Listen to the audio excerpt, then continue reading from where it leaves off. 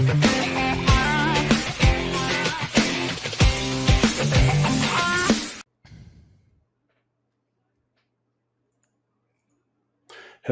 everybody. Welcome to the MTG Place podcast. I'm your host, Corey, and with me, like always, is James. How's it going, James? Doing good. How are you doing today? Doing pretty good, what do you think of this Lord of the Rings set so far? You played a draft It's with me been the really week? fun. Yeah. That draft was honestly that's the best I think I've ever done in a draft. To be fair, my deck also just kind of came together like right away, which also helped a lot. So it's nice to have Yeah. direction on your first pull. So Yeah, you just got that yeah, Gandalf right away. yeah, just get Gandalf the Grey and then just build. Is it perfect? And I got second place. So woo. All right. Also, have a good fourth and all that junk since it is that time of year. Yes, I did. I went up to the cabin, had a little vacation. It's nice. Yeah. Also, a little bit of news. The one of one ring was found. Yeah, I saw. He's gonna be paying a lot of taxes on it though because I was in Canada. So apparently, being Yeah. pretty brutal All about right. It that. was like 49% tax he's going to have to pay on it. I don't know what it ended up selling for, though. So it's whatever the deal ended up being. I'm My sure guess is he's around $2 still. million, but I'm sure he still made an ass ton of money. So I'm sure he'll yeah. be just fine. Lucky bastard. So, so today we're going to talk about the Lord of the Rings Commander cards. So these are the cards that come, the new cards that come in the Commander deck. We're only going to talk about the new cards, not the reprints. There's a ton of reprints in the deck, actually, in the decks. So Not if you need a Yeah. Toxic Deluge or a Heroic Intervention, you can pick up these decks for those. There's a couple cards that are being played in Legacy right now, so they've been going up in value. So if you can get these decks at a regular $40, $50 MSRP, it's a pretty good nice retail deal. price. Yep. But before we jump into all of our set review and everything, we just want to say a couple ways you can support the podcast. First way is you can use our TCG Player affiliate link, which is in the show notes of every show and on mtgplace.net. You click that link, lets them know that we sent you to TCG Player, and helps support us. Second way is directly on Patreon. You can sign up on there and get all sorts of cool perks. You can see our draft decks. You can play Commander games with us. You can chat with us, all that stuff. You get a cool Discord role if you're in the Discord as well. Yep. So that's kind of cool. And then lastly, the easiest way is just, tell your friends to check out our podcast. Sub to us on YouTube if you're not. Recommend our show, share our show. If everyone tells one person and they actually listen to it, hey, that doubles our viewers. Yep. Word of mouth is the best. So, and we appreciate any kind of support you guys give us. All right, James. So what is the first card we got up here? We're doing Wooburg order, right? Yeah, Wooburg order, mythics and rares only as usual, and no reprints because we'd be here all night again. We're already going to be here for a while as it is. So we'll be starting with white rares. First one is Baragond of the Guard. It is 3 and a white for a 3/3 legendary human soldier creature. Whenever Baragond of the Guard or another human enters the battlefield under your control, creatures you control get +1/+1 and gain vigilance until end of turn. It's a nice little human synergy. Yeah, so human tribal deck. It seems like this is the best if you can abuse it by getting multiple triggers a turn. Like if you have something that puts like multiple human tokens in. So like a token style deck. Yeah. Otherwise, this card's probably just medium. Especially as a commander, it's like medium. Because you're mono white. Then you definitely would want to this to be in the 99 for sure. I think.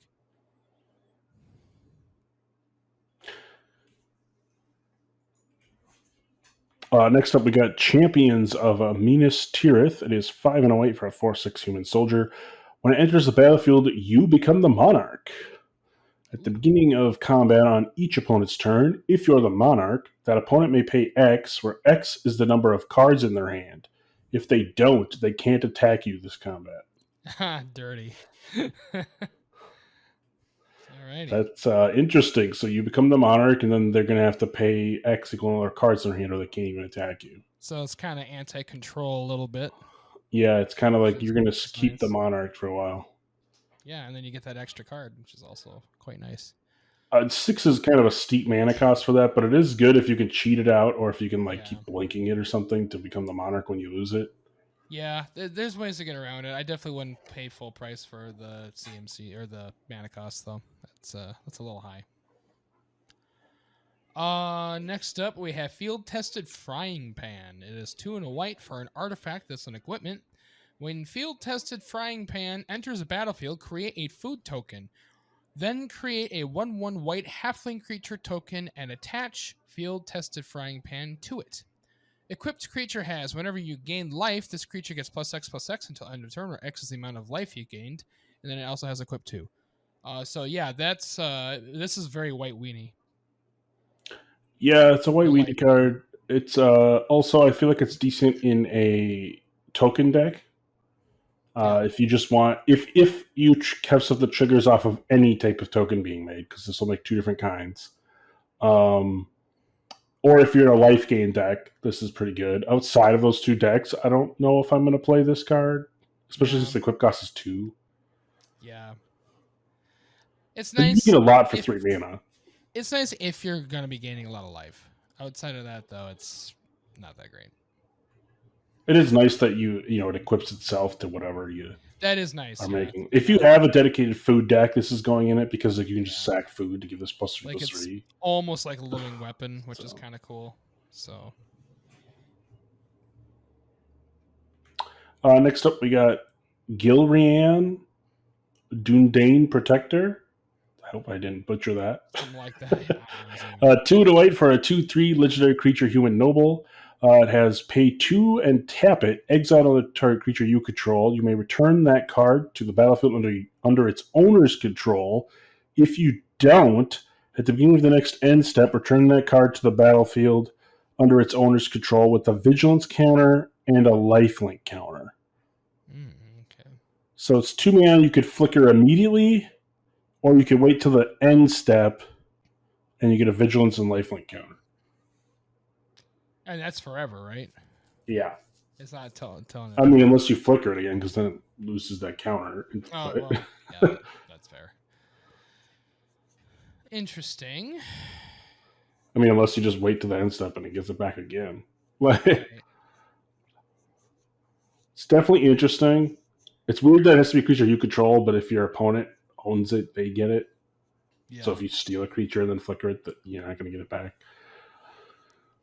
But it's definitely, just as good as like an Eldrazi Displacer, where it's, 2 mana tap, flicker something, and it has upside because you can get the vigilance and lifelink counter on it if that's something you want. The upsides. So like, even if you don't have like an ETB thing, you can just give your creatures vigilance and lifelink for 2 mana, basically. Yeah, that's not bad, honestly. And just like waiting a turn to attack with it.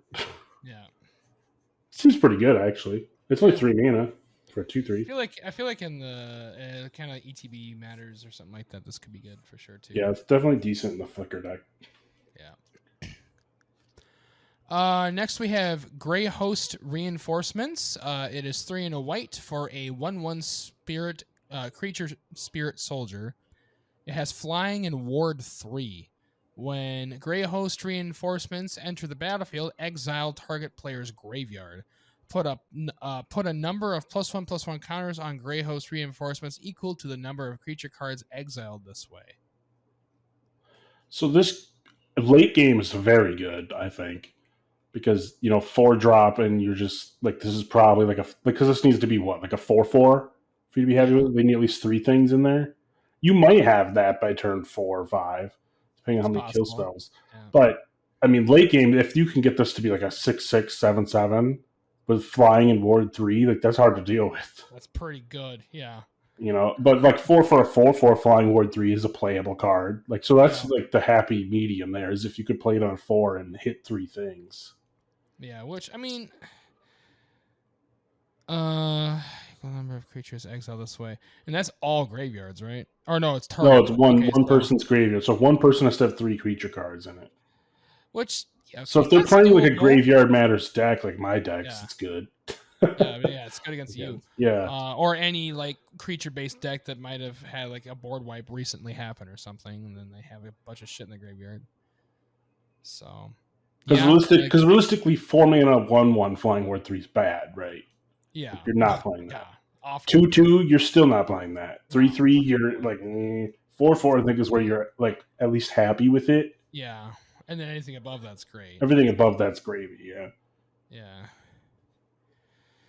So if you play this right after you play like a Wrath or something, then yeah, sure, this is probably gonna be great. Right. Like, so if you like if you could turn 3, play the white 1, destroy all creatures power 3 or greater, and then play this. Or if a Wrath was played previously, and then you draw this. Yeah. So I think some games this is going to be really annoying and really good for you, really annoying for your opponents. And some games you're going to be like, it's going to be sitting in your hand as a dead card. Sad, yeah. So yeah, it's going to be very hit or miss, unfortunately. When it does hit, it's going to hit real hard though, and your opponents are going to absolutely hate this. So, yeah, depends on the game though. So this is a card we'd probably see a little bit at least. Yeah, well, I'll see it some. Next up, we got Gwei here, the greatest of the Eagles. 4 and a white for a 5/5 legendary creature bird noble with flying. Whenever it attacks, target attacking creature gains flying until end of turn. And at the beginning of each end step, if you gain 3 or more life this turn, create a 3/3 white bird creature token with flying. And whenever this creature attacks, target attacking creature gains flying until end of turn. Nice. So you basically make a 3/3 version of this every time you gain 3 or more life. Because it's each end step too. So if you have like food tokens, you could sack them on your opponent's turn and make a 3/3. Yeah, that's not bad. That seems really good. That's a pretty good engine. Especially if you have instant speed gain 3 life. Yeah, which that's not terribly hard to do. Because then it could come back to your turn, and you got 4 3/3s. Yeah. That could swing. Yeah, that seems. And then if you have anything else in play, it's all going to get flying. Yeah, literally your entire board basically gets flying at that point if you have that many copies in play. That's a lot of copies. This seems like a sweet card. Yeah, I think it's. I don't know how I feel about it as a commander itself, but it's definitely good in like a life gain deck for sure, or just a bird tribal, or like a food deck or something. Yeah, like that. Yeah. Bird tribal would be good too. I mean, it doesn't even necessarily have to be bird tribal. Honestly, I feel like it almost would be better not having it be bird tribal because then getting flying is like an extra bonus. That's true. Yeah, just like gain life deck. So then you have like your other stuff that flies too, so then they can't like be blocked or at least not as easily. So right. Yeah, it's an interesting card. Seems pretty good. Next we got Lasarnak Captain. It is 3 and a white for a 3/1 human creature, the human soldier creature with first strike. Whenever Lasarnak Captain or another human enters the battlefield under your control, tap target creature an opponent controls. At the beginning of your upkeep, create a 1/1 white human soldier creature token. So it's pretty good on its own. Yeah, that's not bad. But it's very good in a human tribal deck. Mm-hmm. Because you're just going to tap down their board and then swing with stuff. Yeah, you just tap down everything, basically. Yeah, at least they can be able to block you and you're going to get in with all your tokes. So, human tribal, it's in. Any sort of need tokens, it's in. Because it's decent on its own. 4 mana 3/1 that makes a 1/1 all the time. Yeah. And it has first strike, so it's basically a 3/3. Yeah. It's a good creature engine for that's just a passive effect. You don't even have to pay for it. That's pretty good.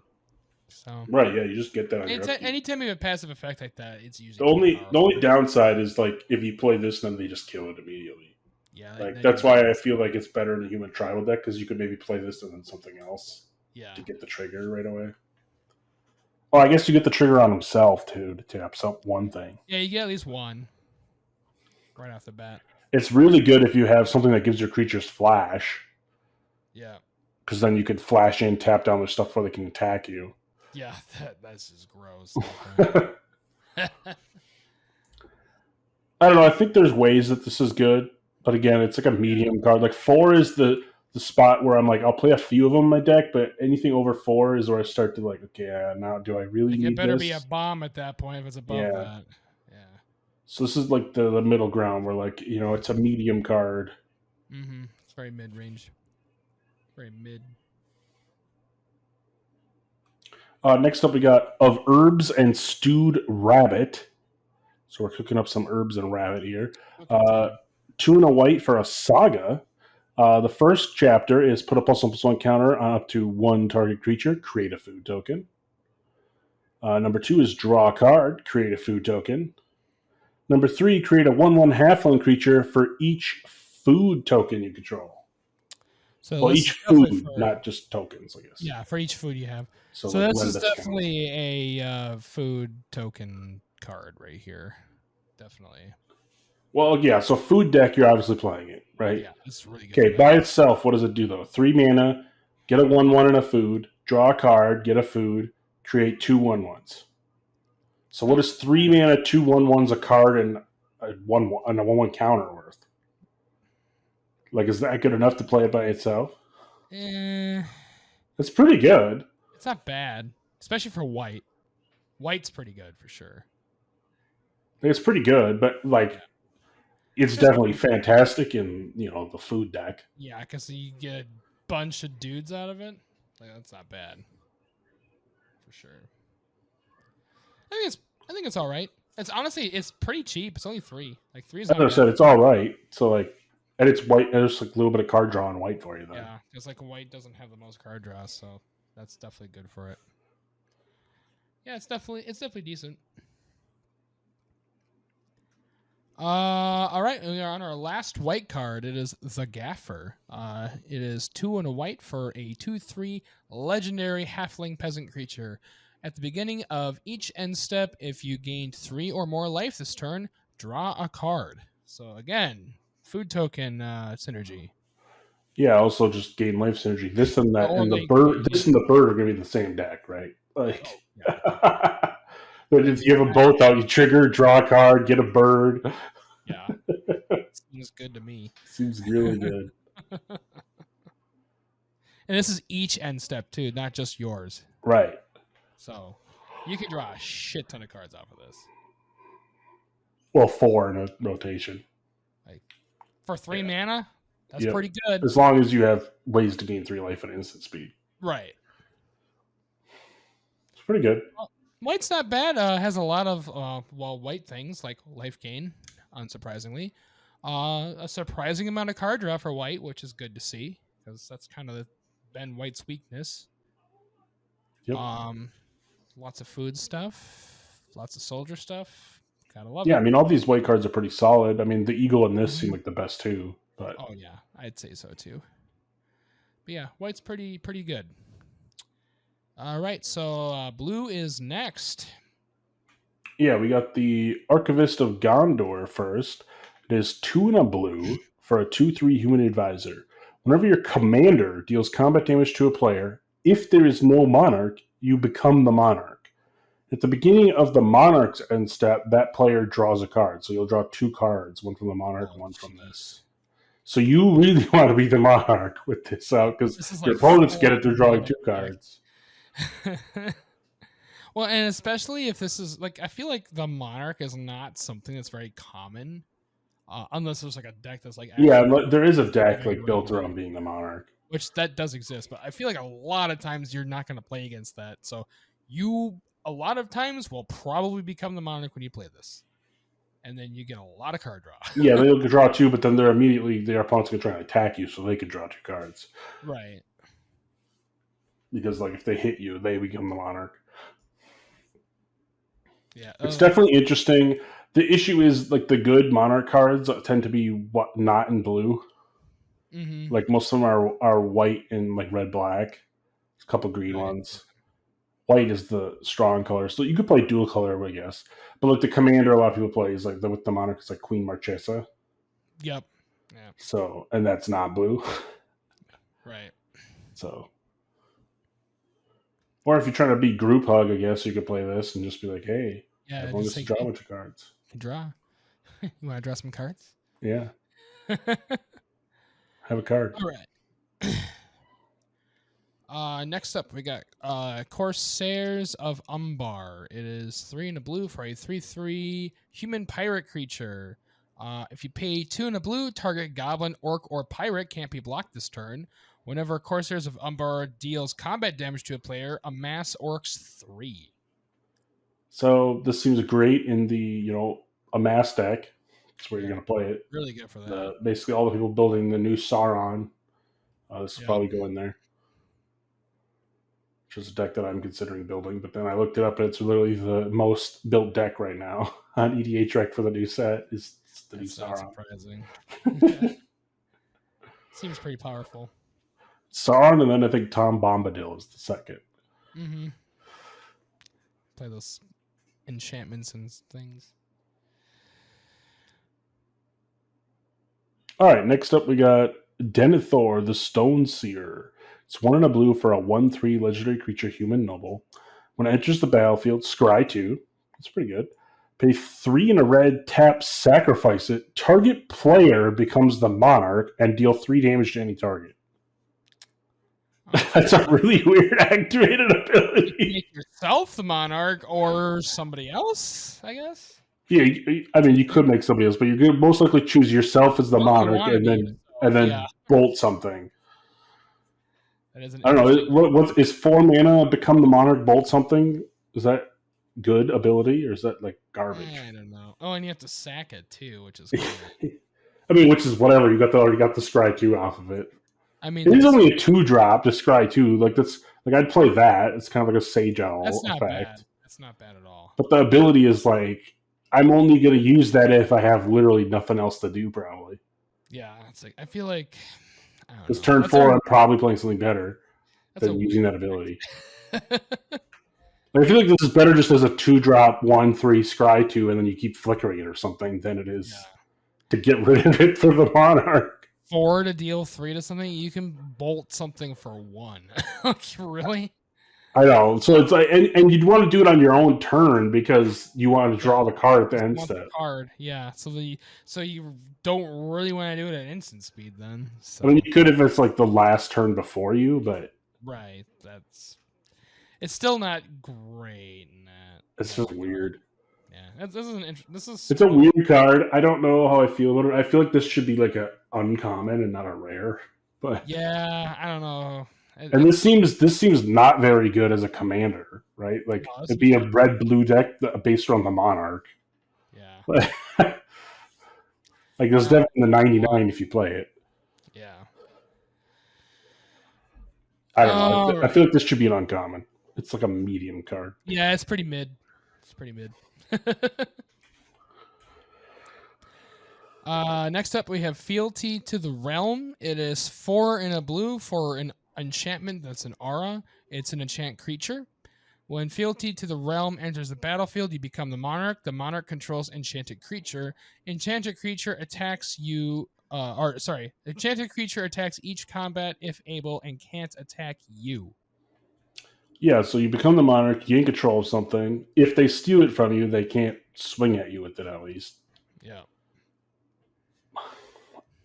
I don't know, 5 mana. Like you could just play what's the one that you just gain control of a creature? Isn't that only that's 6 or 5? 5 to get a creature? What is the one where you control and change a creature? It's like us 5? Yeah, I think so. It's like is the monarch with that much more valuable to you? I don't think so. I don't think so. I don't know. This is another card that I'm like, I probably ain't playing. It's kind of weak. Unless you really care about the monarch, you're not playing this. No. Next up, we got Monstrosity of the Lake. It is 4 and a blue for a 4/6 legendary creature, Kraken. All right, we got a big Kraken. What's it do? Krakens. When it enters the battlefield, you may pay 5. If you do, tap all creatures your opponent controls and then put a stun counter on each of those creatures. Oh, that's so rude. That's good. But you're paying 10 mana to do that because you got to pay for the creature. And then there's Island Cycling for 2. That's not bad. Yeah, Island Cycling is pretty good. Yeah. Boy, I don't know if you're going to be able to pay 10 though. That's a lot of mana. At that point, you just play like Progenitus or something. Like Right. if you're playing 5 colors at least. I don't know. I feel like most of the time you're gonna just put this in as a 4/6. I mean, if you have a way to flicker it, right? You could play this and then the next turn flicker it and pay the 5 mana. 5. Yeah. And then they're tapped out for the rest of the game if you have a way to flicker especially this. if you're able to perpetually do it. Like this in a Conjure's Closet or something. That's just gross. Like they pretty much tap out all your opponent's stuff for the rest of the game. Yeah, and Unless like they kill this, but something like Brago, this can be just disgusting. yeah. So this is definitely only going to be good in that deck, I think. Yeah, outside of that, you're not going to be paying 10 for this. I mean, or if you just want Island Cycler, like, I mean, that's still... Yeah, I mean, it's an Island Cycler, which is fine. For sure. It's a way to get land. And then late game, you have a 4/6. So, which is fine. But outside of that, yeah, I probably wouldn't be playing it. Next we got Raise the Palisade. It is 4 and a blue for a sorcery. Choose a creature type. Return all creatures that aren't of the chosen type to their owner's hands. Yeah, so good in a tribal deck, otherwise it's bad. Yeah, and it costs 5, which is... It's still good in a tribal deck because it could be like a one-sided board something wipe. like that. So, yeah, which is a good card. Like, because, I mean, if you're playing like Dragon Tribal or something, right, you play this... Yeah. There's occasionally they might have one creature that sticks around, but you're most likely taking going to be only yours that stick around. Yeah, so it's still going to do what you want it to. It's good in the right, and yeah, like a tribal deck that has blue, yeah, wizards maybe, dragons, 5-color ones, like the 5-color tribes or any the 5-color tribal deck. You could probably play this. Yeah. Always you ain't playing it.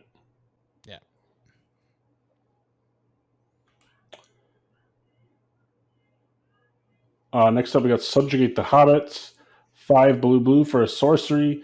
Gain control of each non-commander creature with mana value 3 or less. Ooh, okay. So new win con with all creatures here. Yeah, except for you don't get commanders. But yeah. I feel this is really. I mean, nowadays a lot of people are playing most of their creatures with 3 or less, unless they're dropping big bombs into play. Mm-hmm. But I mean, realistically, you have to hit 3 things with this, or it's not worth the 7 mana. Yeah, you have to steal at least 3 things. That's pretty good, though. Like, I mean, if you could 7 mana steal 3 cards.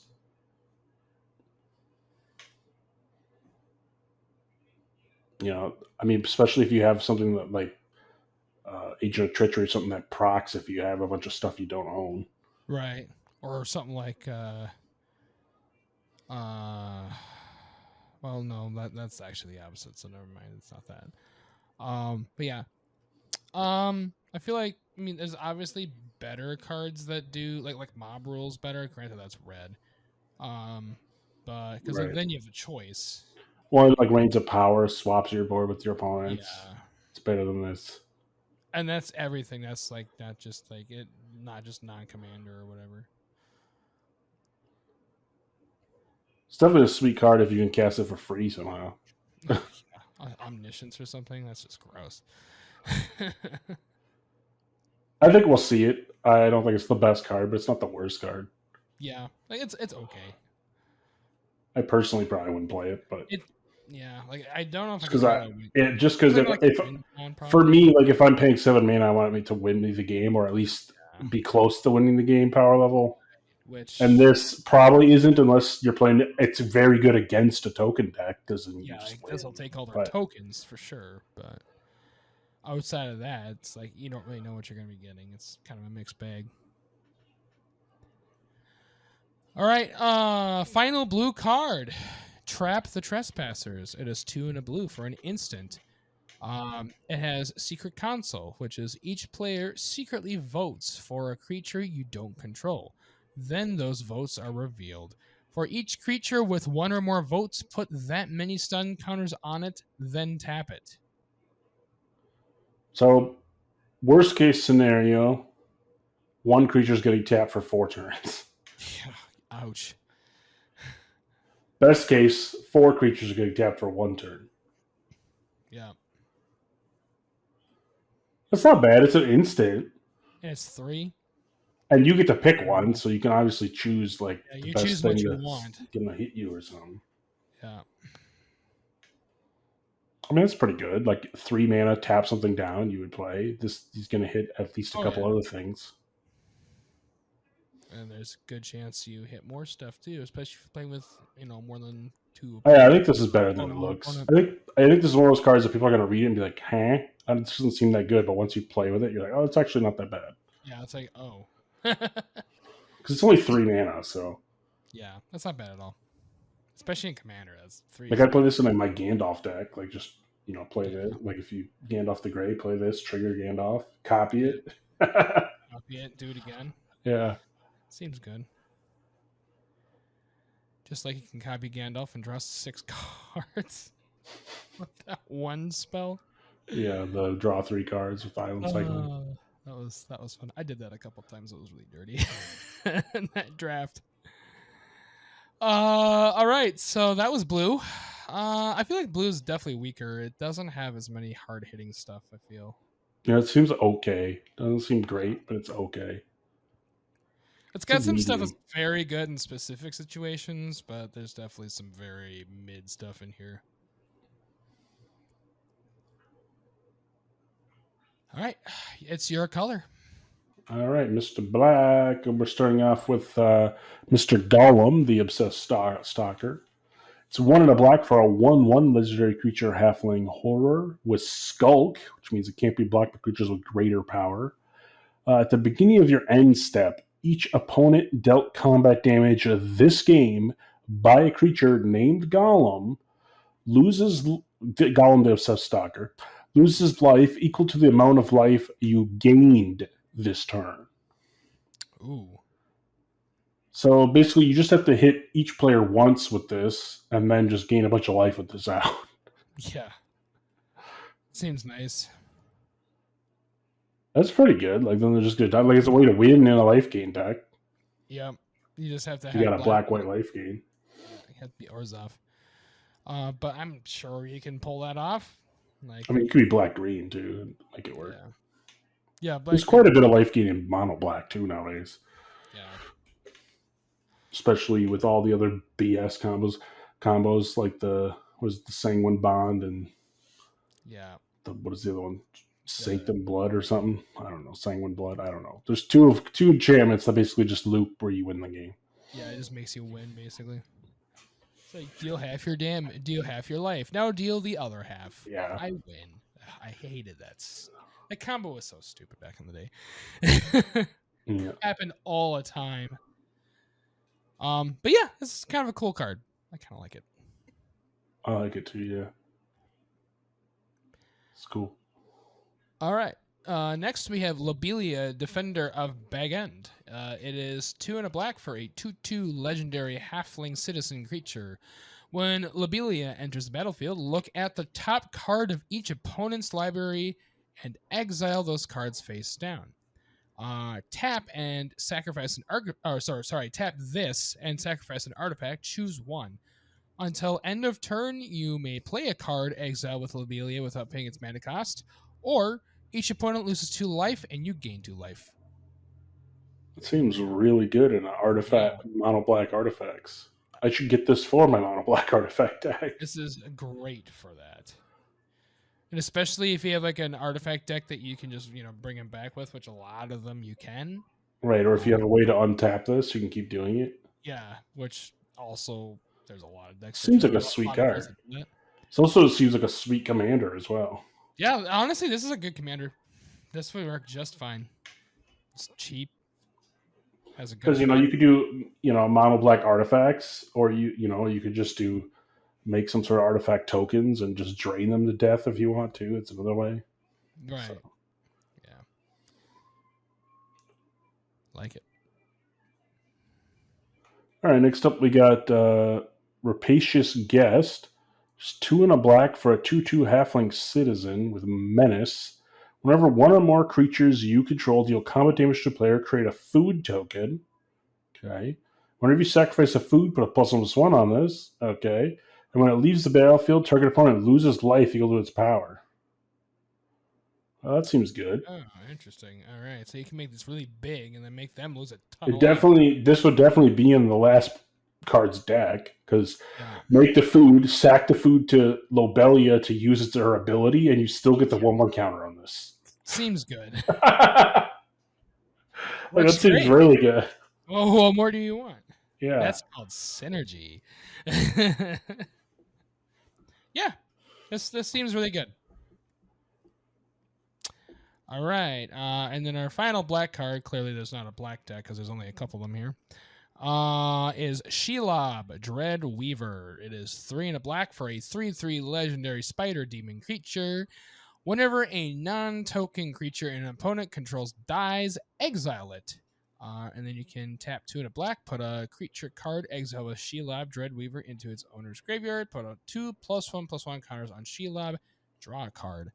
And then you can also pay X, 1 and a black, put target creature card with mana value X exiled with Sheila onto the battlefield tapped under your control. Yes, so this is bonkers. Busted, man. Holy shit. Sweet commander card, especially if it's your commander. Mm-hmm. Also sweet in any deck that, just wants A, card draw, B, to hose your opponent from having a graveyard or creatures in the graveyard. Yeah. Plus it brings stuff back. This card's awesome. Yeah, this is really good. I mean, yeah, it's only a 3/3, so it's easily killed by like Bolt or something like that, but goddamn does it do some work if it lives. Like, holy crap, that's a lot. It's definitely a mana sink. Like, so I mean, say if you play this on 4 and you get a couple of coffers a couple turns later, you're gonna be like, oh, I'm gonna draw 2 cards, make this 7/7. Like, okay. Or put something big into play. Right. So yeah, that's a fact. Like, you don't have to tap it for any of the abilities. Like, if you have the mana, you do have to have something die first, but like you have to have a graveyard. But if you're playing black, come on, you're gonna have a graveyard most likely. Well, I mean, you have to put egg card exile with this into it, so you have to have something die after this is out. Oh, right, yeah. But like, that's not very hard, especially if you're playing black. Like, you're filled with kill spells and stuff. So how many kill spells are you gonna have? Like, come on. That's usually half a black deck. Just kill spells. This is probably the best black card. Yeah, by far. It's really good. Honestly, all the black cards are really good. Yeah, I'd play all the black cards. That's definitely the best one, though. All right, so time for red. Yeah, we got Call for Aid. It is 4 and a red for a sorcery. Gain control of all creatures target opponent controls until end of turn.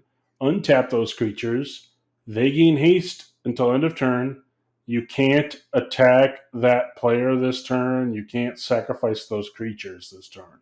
Okay, that just made it not nearly as good. That made it terrible. Horrible card. Get it out of here. Rip it in half. Come on, really? What's the point? Like, I can steal their creatures, but I can't attack them or sack them. Like, what else are you going to do? Those 2 clauses is basically make this the worst card ever, right? Like, you can't do anything with their creatures then. Unless they all have activated abilities or something, but even then, they're like, ooh. Right. Well, this is horrible. If you play this card because of some combo, let me know. Because this seems like the worst card ever printed. One of the worst cards ever printed. 5. Like, really? Like, this is bad. It costs 5. Like, I would barely play this over the card that makes you sack all of your forests.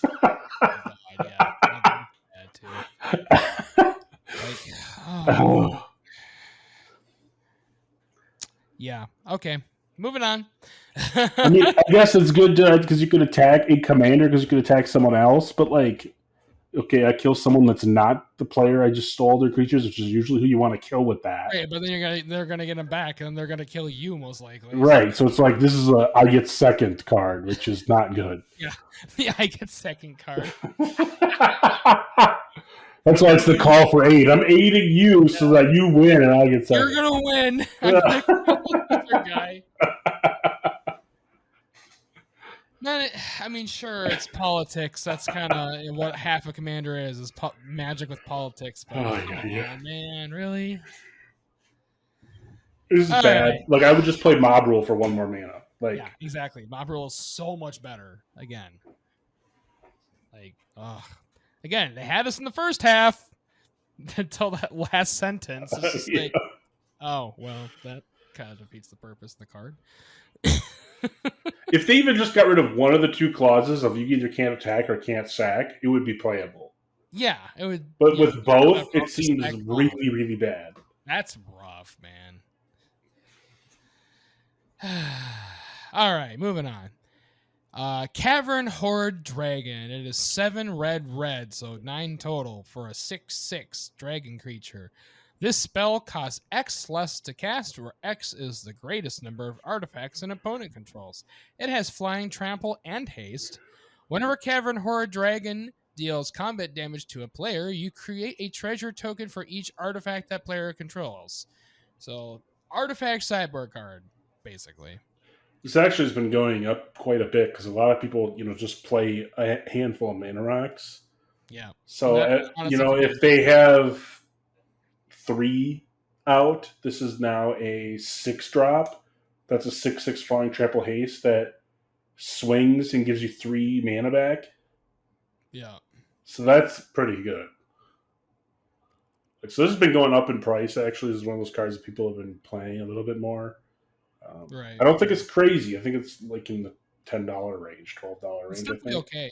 But the good. keywords are definitely nice. Yeah, it's definitely good.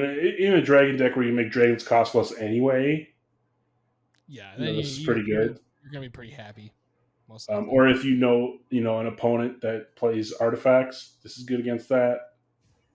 I mean, the ideal dream is you're playing against an artifact deck and you just for 2. You just play for 2. You swing, and then all of a sudden you get to cast every card in your hand. Yeah. Yeah, that seems pretty good. That's the dream, right? Yeah. Worst case, this is someone's going to have a Sol Ring or something, so worst case you're paying like 8 mana. Like, I doubt you'll ever have to pay the full 9. Yeah. If you have to pay the full 9, that is unfortunate. If you have to pay the full 9, then whatever, you just don't play it. Play some of the other card in your hand. You got better shit to play, most likely. Yeah. I think this is okay. I think this is playable. It's like the upside is so big. I think it's worth playing because if you're playing this for even 6 mana and you can get half that back by the turn you play it because it has haste. Yeah. It's not bad.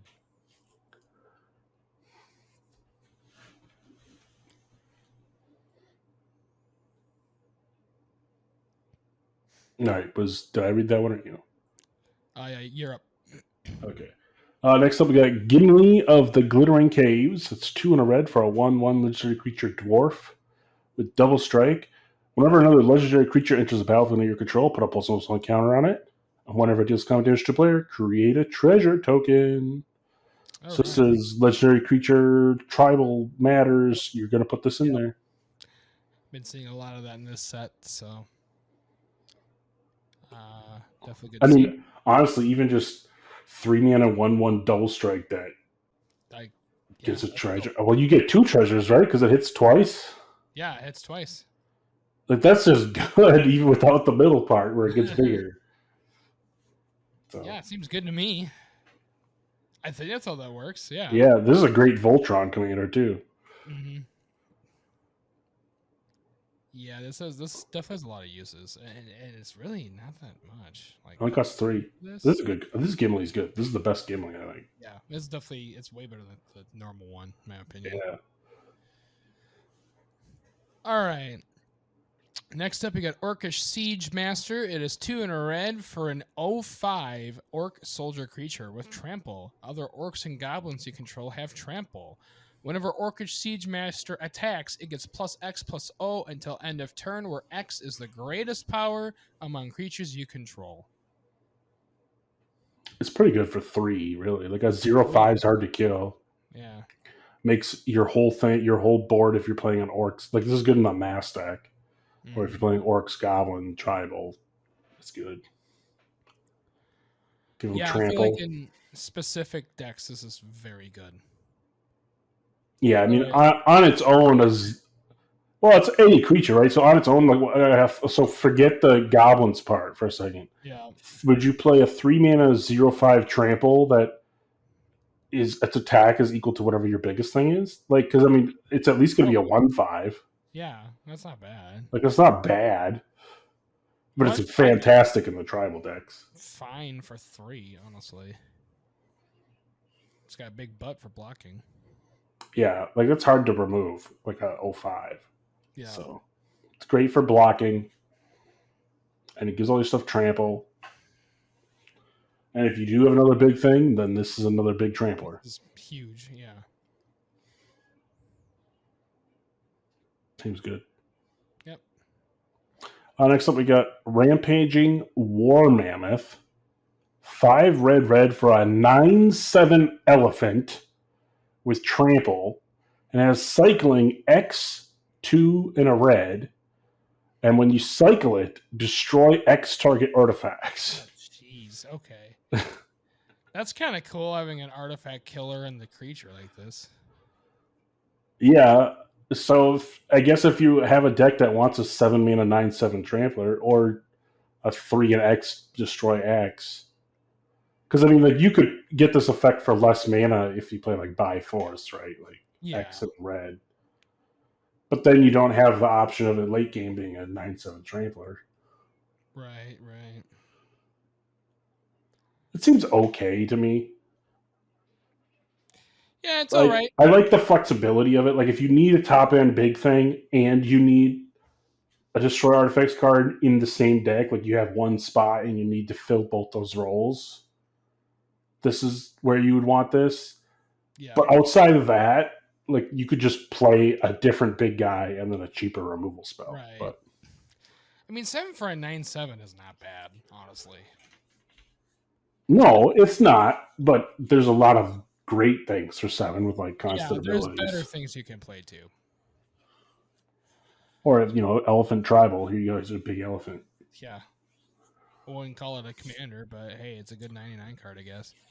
Mm-hmm. It's a good bomb. Well, that's red.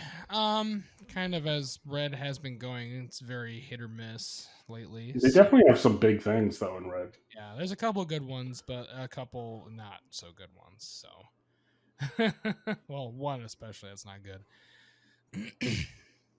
All right, so on to green, which is our other main color here.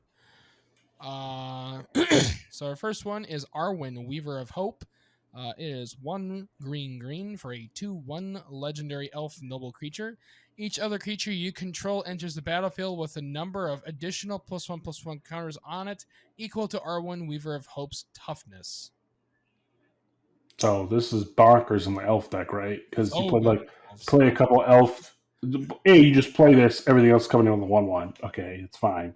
But you play a couple elf lords, and this becomes like a 4/3, and then now everything comes in with 3 1/1 counters, plus it's getting buffed from the lords. Like, really good.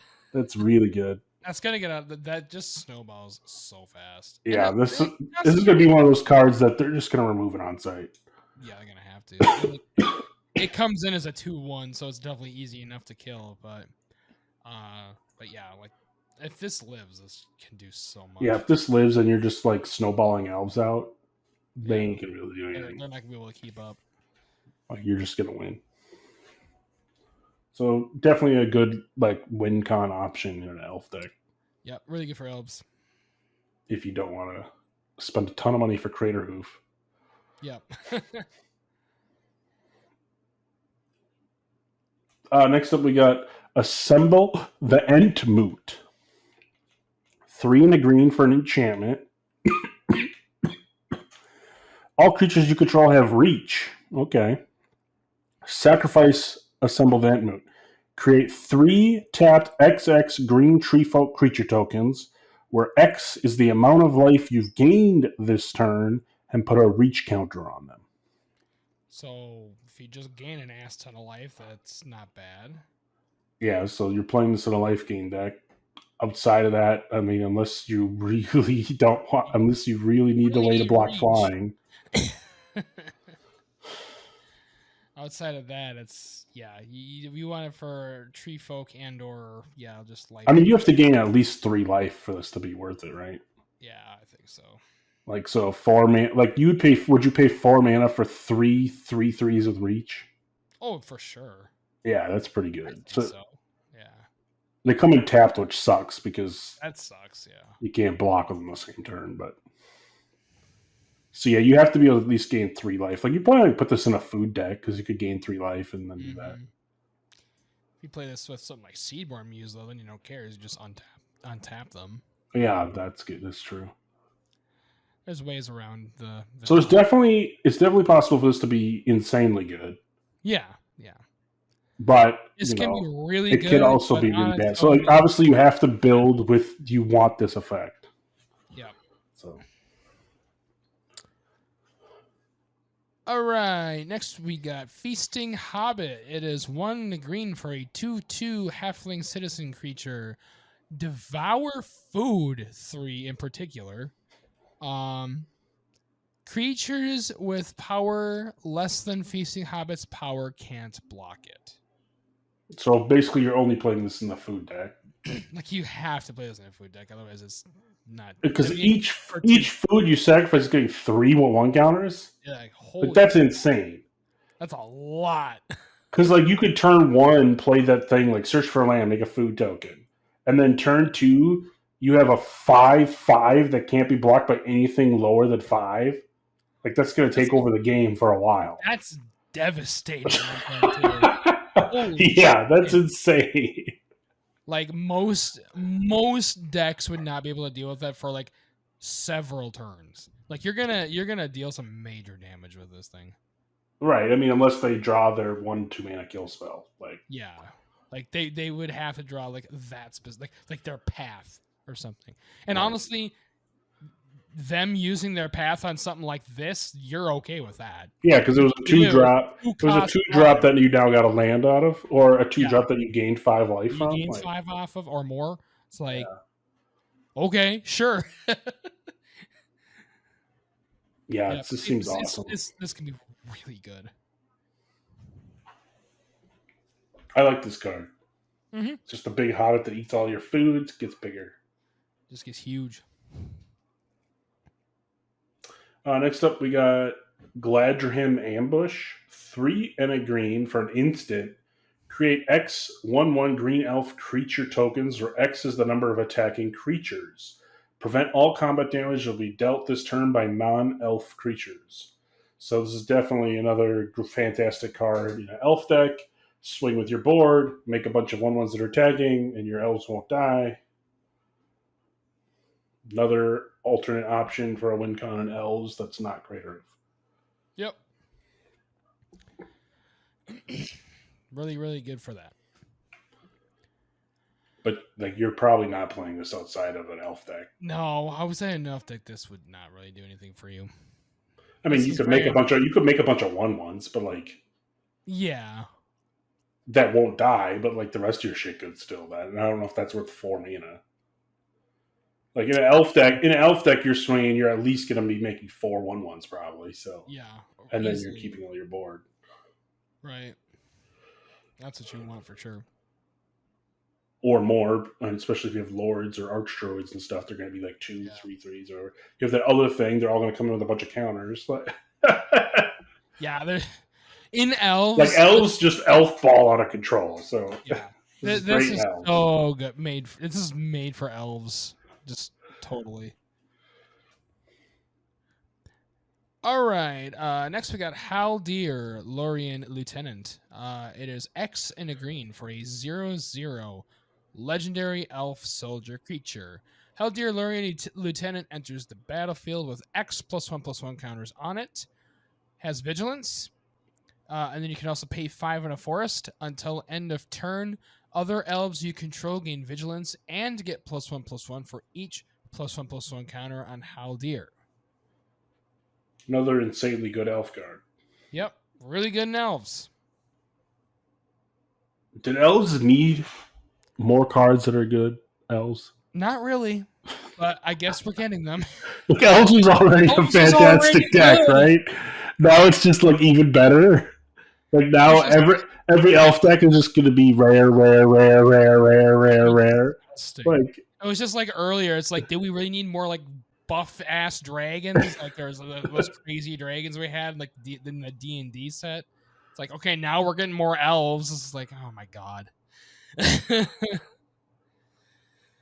because it's just like elves in general like are just so good. Like yeah, the only common and uncommon elves you're going to play are the mana dorks. pretty much. And maybe something like, you know, Nettie or something, you know, maybe, yeah, with that old school style. But yeah, just crazy.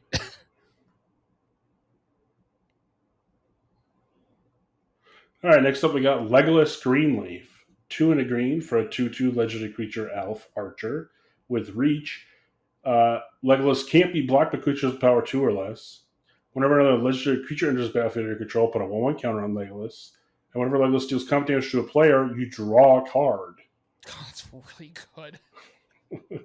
That's so much shit. Yeah, Legolas seems really good. You can play him in Legendary Creature Matters to get him big, right? Yep. By himself, he's 3 for a 2/2 reach that it can't be blocked by weak dudes. And you're going to draw some cards. Basically, he jumped, and then he draws. Yeah. It's like, sure. Like, he's good just on his own. He doesn't. I mean, it's, honestly, very, very much to the flavor of the character in the books. Like, yeah, he kicks ass. And yeah, this card kicks ass just by itself, or in like an elf deck or a legendary deck, it's even better. So it's just like, yeah, it's just take your pick, basically. Yep. It's really another great card for elves. Also good for legendary creature matters. Yep. All right, next we got Mirkwood Elk. It is 5 and a green for a 6/6 elk creature with trample. Whenever Mirkwood Elk enters the battlefield or attacks, return target elf card from your graveyard to your hand. You gain life equal to that card's power. So it's literally a big buff trampling E-Witness that gains you life. Yeah, at first I was like, I don't know, 6 for 6/6 trample that brings an elf back, but then I read the part or attacks. Mm-hmm. So you will get an elf every single turn. Yeah, I mean, you're not going to gain a ton of life off this because most elves are like 1/2s, 2/3s, like yeah. But it is a 6/6 trample that brings elves back, so it's definitely a decent card in an elf deck. It's gonna keep getting your shit back, so that's pretty good. Honestly. You're definitely not going to play it outside an elf deck, though. No, it's not going to do anything. I mean, sure, it's a 6/6 with trample, whatever. Yeah, but then you might there's other cards that do that. Yeah, there's better shit. But in elves, yeah, I mean, hey, it's a perpetual thing. That unless your like graveyard gets exiled, then you cry, sure. But so far, this is the worst green card we've seen. Yeah, and that's saying a lot because this is good at elves. It's still good. Next up, we got Motivated Pony. It's a 4 and a green for a 3/3 horse creature with trample and haste. And whenever it attacks, attacking creatures get +1/+1 until end of turn. If a food enters the battlefield under control this turn, untap those creatures to get an additional +2/+2 until end of turn. God. Okay, so it's only until end of turn, but still, that's pretty good. 5 for a 3/3 haster that buffs everything 1/1, but in the food deck, they're getting vigilance and 3/3.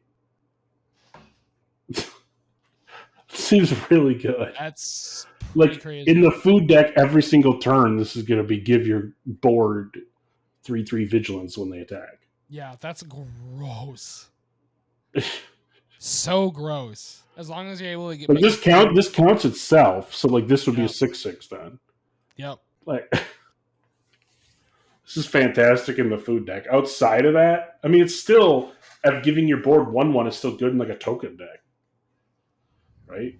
Like just get everything 1/1, including itself. Blanket +1/+1 counters are great in token decks like that. Well, it's not counters; it's just 1/1 till end of turn.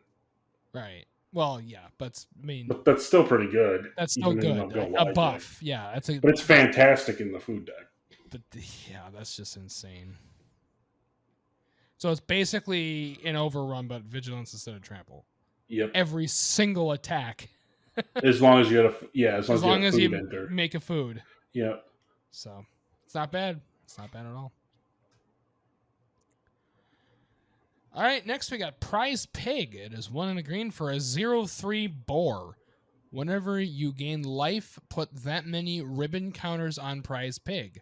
Then, if there are 3 or more ribbon counters on Prize Pig, remove those counters and untap it. Tap, add 1 mana of any color. So in a gain life deck, this is probably better than your Birds of Paradise if you have like Yeah. a 5-color or multicolor gain life deck. I don't know Now how the many- question is a 0-3 tap for any color worth playing in a 5-color deck, even if you don't have any ways to gain life? Probably, right? Probably, yeah. Because like you Chrome play Lantern the costs 3. I mean you play the 2-mana hexproof one over this, but Yeah. this is probably the 3rd best one. Yeah. If it has any color. There's not a lot of cards that tap for any color for It's under better- 3 mana. It's better than Chromatic Lantern because like that costs more. Granted, it makes all your lands tap for anything too, which is good. But I mean, it's not bad. Yeah, I could see this is fantastic in the game life deck. In a 5-color deck, this if you need another mana dork, this is probably one you'd play. Yeah, yeah.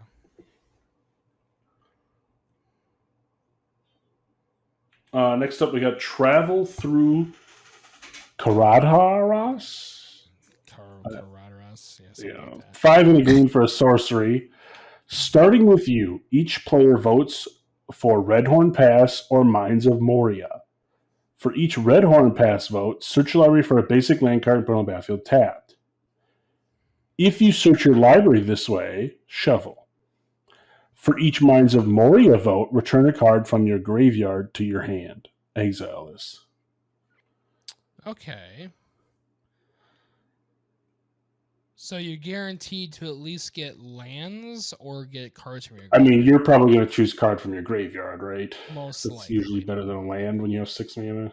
Yeah, because you have 6 But mana. I feel like most of the time Right. people are going to choose the land because the lands come in tapped, right? So Yeah.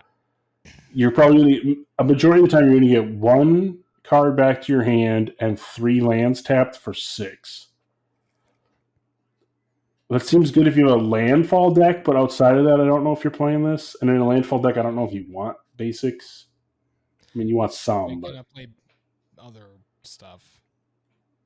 Yeah, play non-basics most likely. I mean, you play a lot of non-basics because you have like the fetches and stuff, but Exactly. you do play some, especially if you're playing like search for a bunch of basics. Yeah, you definitely have to have some, but you're probably gonna be getting stuff back. I don't know. I feel like the other card that's around the similar cost was the other card, like 6 or 7. You just search for like 9 lands. Like I think that's better. Yeah, that's way better. Because then this gets exiled, so you can't even like cast Yeah, it you again. can't even like cast it again. Yeah, just I think this is probably the worst green card you've seen, and it's playable. It's definitely it's playable. still okay. Like But it's definitely okay. not the best. All right, and then we have one last screen card here. We have Windswift Slice. It is 2 and a green for an instant. Target creature you control deals damage equal to its power to target creature you don't control. Create a number of 1/1 green elf warrior creature tokens equal to the number of excess damage dealt this way. Yeah, so this is just a fantastic bite spell. Like you'll Yeah. put this in any deck. Like in elves, it's great because you're making elf tokens. In non-elves, whatever. I have my big thing, fight your little thing, make a bunch of 1/1s. Like that's still good for 3 mana. I killed something and Really got good. 1/1s. Yeah. So you're gonna play this. I think this might be just a if you're playing a mono green deck or a deck that wants bite spells, you're playing this card. Yep. It does a lot of work. And that was green. So green's the best color by far, right? Yeah, green. This is bonkers. Like there's one card that's medium but still playable. Yeah, Like that's pretty good. And all the other cards in here are just insane, especially in the right circumstances. Some just insane in general. So, I mean, yeah. Green is very good. all right, so does that bring us on to multicolor? We are on to multi. All right, so first up we got Boromir Gondor's Hope. It is 2, a white, and a blue for a 3/4 legendary creature human warrior. When it enters the battlefield or attacks, look at the top 6 cards of your library. You may reveal a human or an artifact card from among them and put it into your hand. Put the rest on the bottom of your library in a random order. So, seems great in a human tribal deck. Seems great in an artifact deck. Yeah. Good as a commander because you can go either way. And it triggers on attack and ETB, and it's only 4 mana. I don't see where this is bad, like unless you're not playing artifacts or humans. Yeah, like the only reason is be like if you're not playing what he's searching for. Otherwise, you probably are going to play this. Yeah, it seems good. Seems good to me. All right, and then I believe the next card is Faramir, Steward of Gondor. It is 1 white and a blue for a 2/2 legendary human noble creature. Whenever a legendary creature with mana value 4 or greater enters the battlefield under your control, you become the monarch. At the beginning of your end step, if you're the monarch, create 2 1/1 white human soldier creature tokens. So here's, again, your legendary creature deck matters. Yep. Also, you could build it as a monarch deck. So you get a bunch of human soldier So you tokens. get dudes. Also, can play this in a human tribal deck. So I feel like he fits in pretty much wherever you want. And as a commander, he seems pretty good, actually. Yeah, not bad. He's not great, but he's not like bad either. Especially for like those kinds of decks. It's very good for that.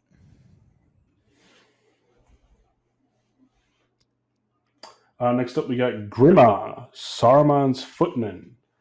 2 bastard. blue and a black for a 1/4 legendary creature human advisor. He can't be blocked. And whenever Grima deals combat damage to a player, that player exiles cards from the top of their library until they exile an instant or sorcery card. You may cast that card without paying its mana cost. Then that player puts the exiled cards that weren't cast this way on the bottom of their library in a random order. So 1/4 to cast stuff for free seems good. Yeah, seems very good. That's annoying. I mean, you get an instant sorcery no matter what. Yep, it can't be blocked. And find a way to buff him or something, then you're pretty happy. And he could be your commander. It's a pretty decent commander, to be honest. Yeah, it's a pretty sweet card. Value City. All the value. All right, next we got Lord of the Nazgul. It is 3 blue black for a 4/3 legendary Wraith noble creature. It has flying.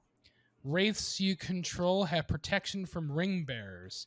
Whenever you cast an instant or sorcery spell, create a 3/3 black Wraith creature token with menace. Then, if you control 9 or more Wraiths you control have base power and toughness 9/9 until end of turn. So they just get big. Yeah, so this is where you want all 9 Nazguls in your commander deck. Yep. The protection from ring bears, I don't think it's going to come up very often. That's like literally just for this set. Unless you're playing against people with cards from this set, yeah. Yeah. I mean, it's the flavor of it, so I get it. Yeah. But I mean, just making a bunch of Wraiths and then they're all 9/9 seems good. And the Nazguls put 1/1 counters on themselves, so like they'll be 9/9s plus whatever the 1/1 counters are. Yeah. So this seems awesome as like a commander, and you specifically build that deck. It's going to be very instant sorcery spell heavy though, and very focused around the commander because you're going to play the 9 Nazguls, and then there's maybe a handful of other Wraiths that were printed in this set. And then maybe some changelings you could fit in. But other than that, you're going to basically play instant sorceries. Yeah. So it's going to be, make sure you get this guy out, cast the thing, make a Wraith. Do that again when they kill it. Do it again when they kill it. Do it again when they kill it. So that's one thing that's going to slow this deck down, I think, is if they have a way to constantly kill your commander. Yeah. It's like a full-blown like Voltron deck, basically. That's what you're going for here. Well, I mean, you're just going to slowly go wide with Wraith tokens, but... Yeah.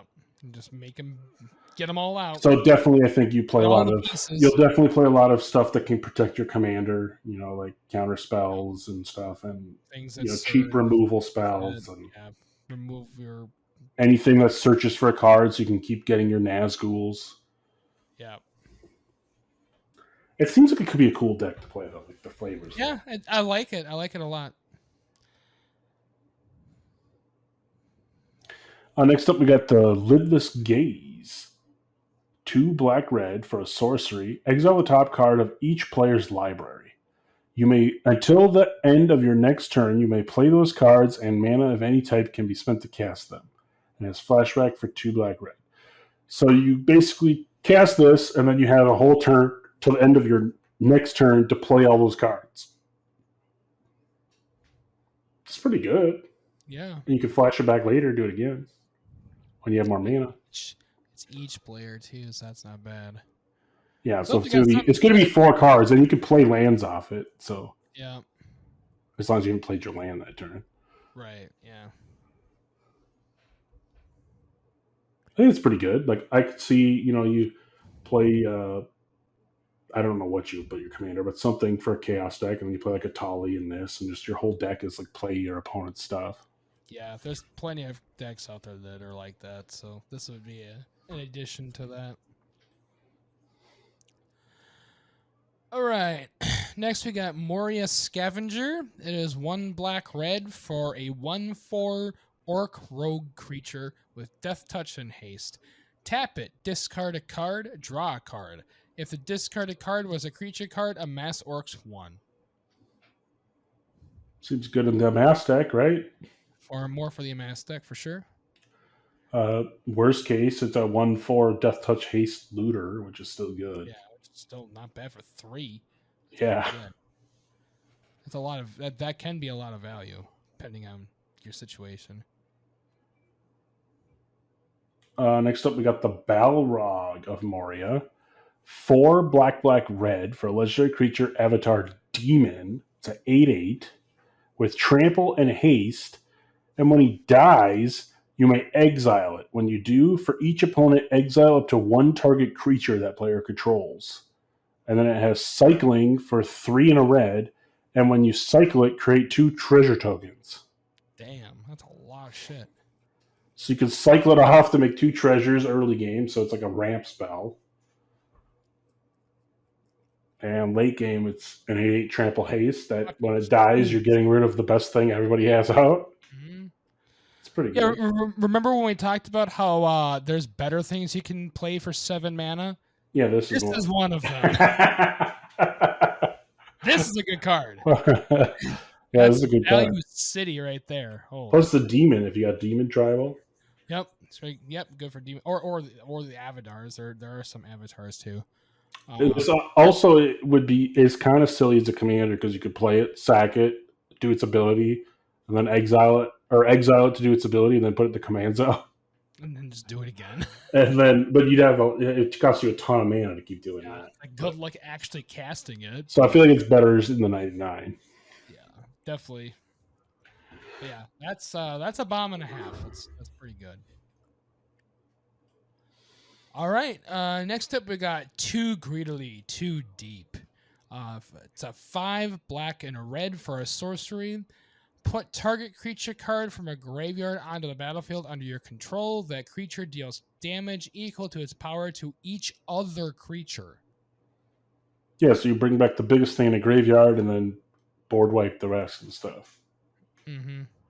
It's pretty good. Oh, yeah, and it's any graveyard, too. Yeah. So that's pretty awesome. So I'll bring back your Dark Steel. Well, I guess that won't be in the graveyard, but whatever. I'll bring back your 8/8 and then kill everything else, and I own 8/8 still. Or Avacyn or something. Yeah. It's like, oops. Or, I mean, if you have the best board, you just bring back a creature that's smaller than the things you want to live, and then. Yeah, that works too. Yeah. Not bad. It does cost 7 though, which is a lot. It's a lot, but I mean,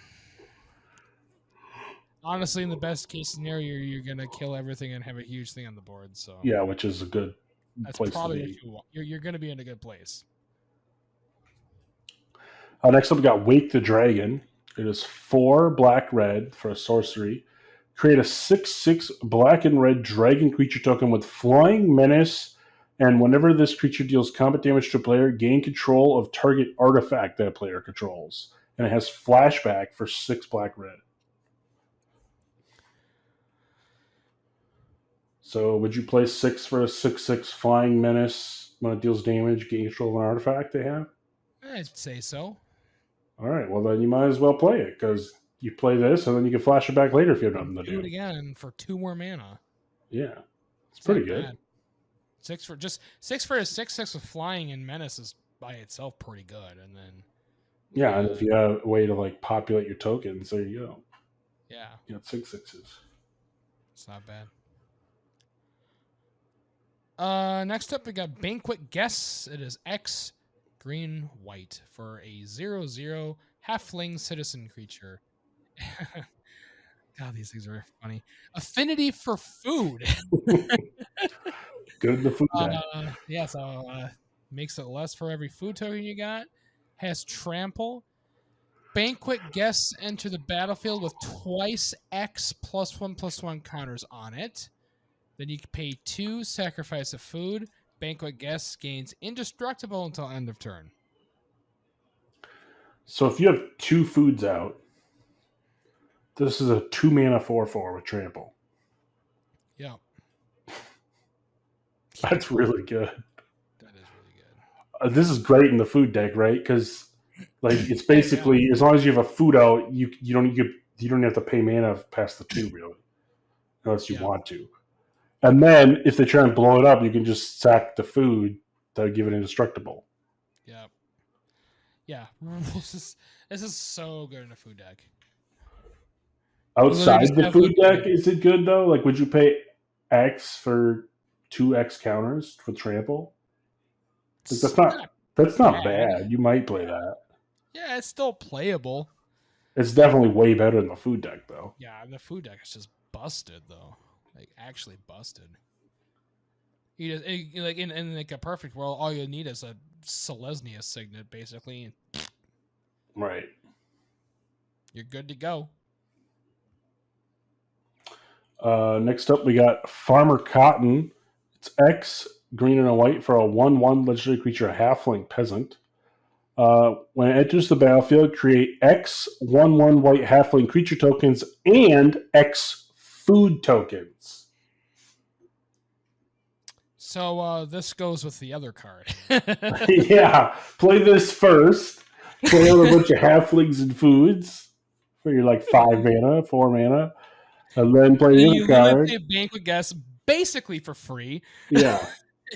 It's gigantic and will never die. This seems bonkers as a commander, though, right? Oh yeah, it's really good as a commander. I mean, you have to pay the extra 2 every time, but like whatever. Yeah. You're making a bunch of 1/1s and foods every single time this comes into play. Yeah, I don't think you care. Yeah, I don't think you care either. In a food-based deck, that's what you want. You almost want this to die as much as possible so you can keep doing it. Yeah, this seems sweet as a commander. Yeah. I mean, it's also great in like the Samwise food deck too. Yeah, you can almost like sack it off to something and then bring it back. Mm-hmm. Very good. Next we have Mary, Warden of Isengard. He is 1 green white for a 1/4 legendary halfling advisor creature. Partner with Pippin, Warden of Isengard. Whenever 1 or more artifacts enters the battlefield under your control, create a 1/1 white soldier creature token with lifelink. This ability triggers only once each turn. So you make a food token, you're getting a 1/1 soldier. You make artifact deck, you're making a 1/1 soldier. It only triggers once a turn, but it's still good. 3 for a 1/4. That's still just fine, honestly. Next up, we got Sam, Loyal Attendant. 1 green white for a 2/4 legendary creature halfling peasant that partners with Frodo, the adventurous hobbit. At the beginning of combat on your turn, create a food token.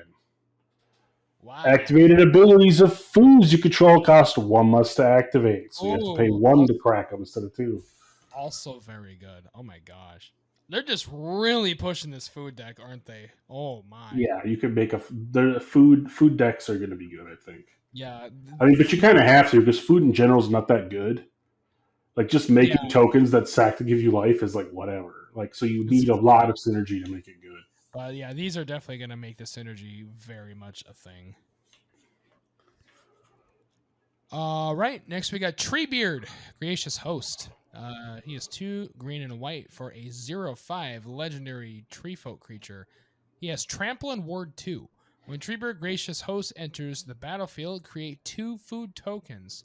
Whenever you gain life, put that many +1/+1 counters on target halfling or tree folk. Seems great, especially if you're playing that farmer guy as the commander. Yeah, you're just going to have tokens up the ass. And you're gonna have halflings up the wazoo, and then you're gonna sack the foods to put 1/1 counters on things. And then you have Sam out, so they only cost 1 to break. Yeah. And then you gain an ass ton of life, and your shit just this food deck seems like it's gonna be good. This is gonna be busted as hell. All right, next up we got Frodo. This is the one that partners with Sam. Yep. White and a black, so that means you would be a green, white, black deck if you played the partners as commanders. Partners with Sam, Vigilance, Legendary Halfling, 1/3. Whenever Frodo, Adventurous Hobbit attacks, if you gain 3 or more life this turn, the ring tempts you. Then if Frodo is your ring bearer and the ring has tempted you 2 or more times this game, you draw a card. Ooh, okay. So you gain 3 life this turn, ring tempts you, and then draw a card if your ring is past level 2. Yep. So again, like with the food decks, you're gonna easily be able to do that every single turn. Yeah, I mean, and if you aren't even with the food things, like you just have to have a way to gain 3 life and attack with it. Which there's plenty of ways to do that. The foods are like the easiest, but yeah. Right. Especially if you're using Sam as your partner. So then if you did this, you'd have the Frodo and Sam food deck, which is I'm pretty sure they're the commanders of that deck. Yeah. Yep. Very good. Right. Next we got Summons of Saruman. It is X and blue and red for a sorcery. Amass Orcs X. Mill X cards. You may cast an instant or sorcery spell with mana value X or less from among them without paying its mana cost. And then it has flashback, 3 blue-red, exile X cards from your graveyard. I mean, it seems good, right? Yeah, that seems very good. Like if you pay 5 for X, it's a 7 mana, make a 5/5, mill 5, cast something that's 5 or less for free. Seems good to me. Seems very good. And then later in the game, it's a 5 mana, exile a few cards, make a token, play something for free. Yeah.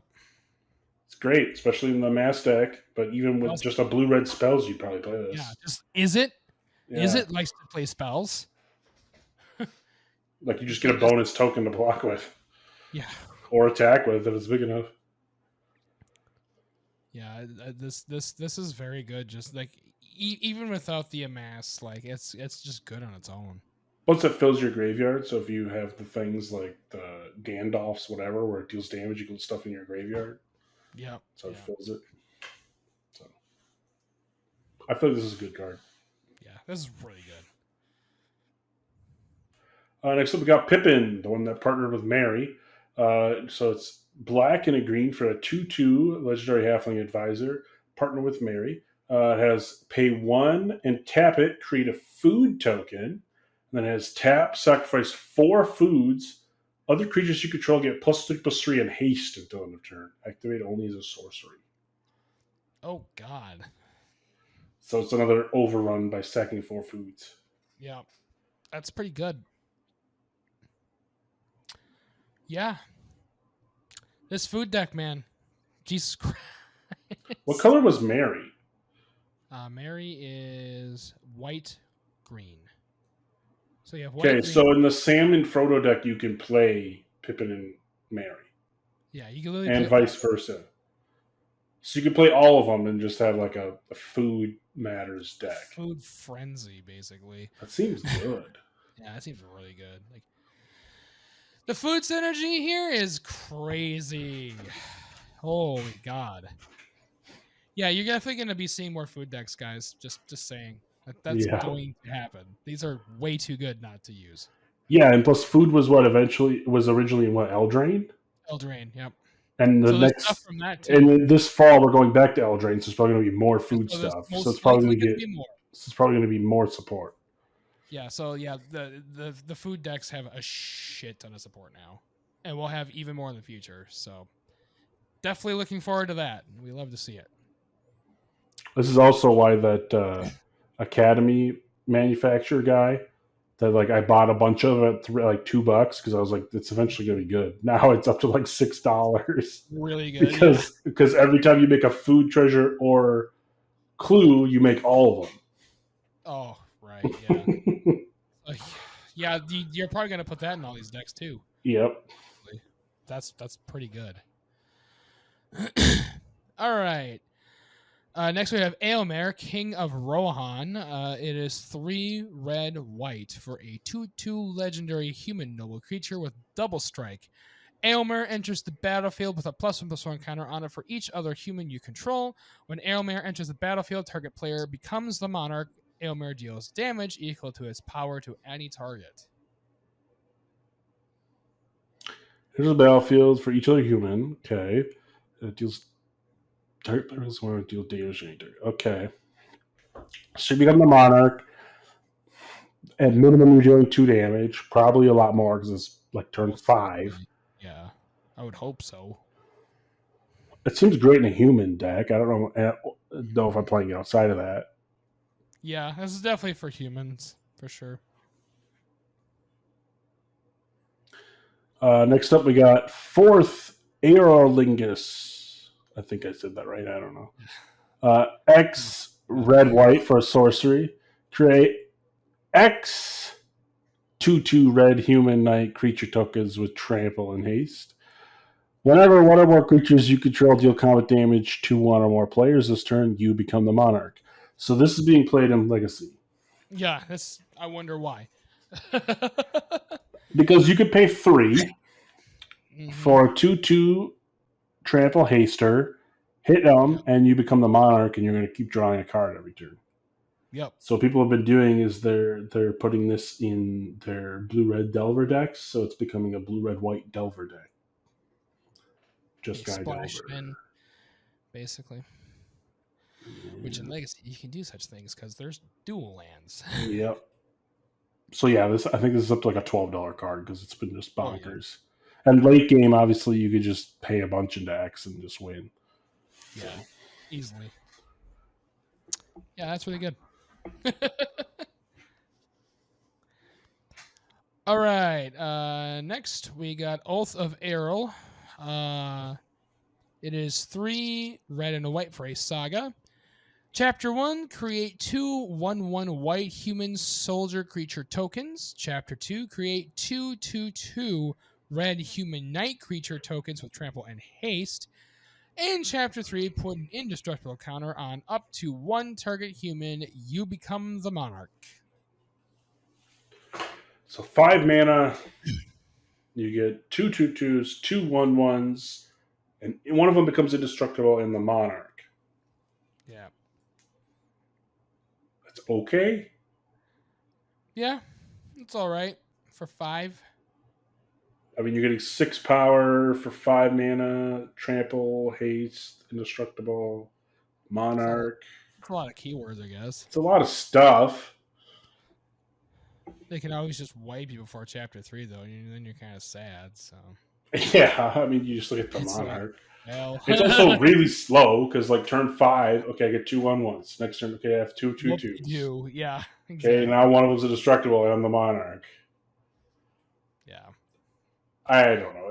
I'd have to play with it a few times to see, but I have a feeling that unless you're playing Tom Bombadil, you're not going to put the saga on your deck. Yeah, that'd be the only reason you probably play this. And there's probably better sagas anyway, so... Yeah, I just don't know how many sagas there is. You might have to just play them all. But I mean, maybe. I don't know. I feel like there's got to be plenty, though. There's probably enough now, though. But they've been making sagas forever, so... It's been a while. Next up, we got the Riders of Rohan.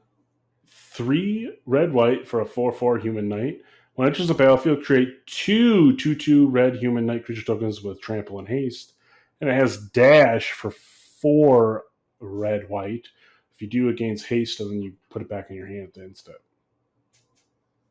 So I feel like the dash is better, right? Yeah, dash is really good. Like you're dashing and you're hitting him with a 4/4 and 2 2/2s, and then this is going back to your hand afterwards. So they can't target it. You only have to pay one they extra. could block and kill it, but I mean, outside of that, obviously. you only have to pay 1 extra. Yeah, that's not bad. It's pretty good. And then you're slamming on them for 8. Yeah, then you can just keep doing that ETB too, so you keep making more dudes. Yep. Yep, that's pretty nice, honestly. Or if you have a way to flicker it, you can just play it out normally. Even you keep better. flickering it. Then you don't have to pay the extra. All right. It seems pretty good. Yeah. I think it's okay. Next we got Taunt from the Rampart. It is 3 red white for a sorcery. Goad all creatures your opponents control until your next turn. Those creatures can't block. So you get a free swing in, and then they have to attack somebody other than you. Yeah.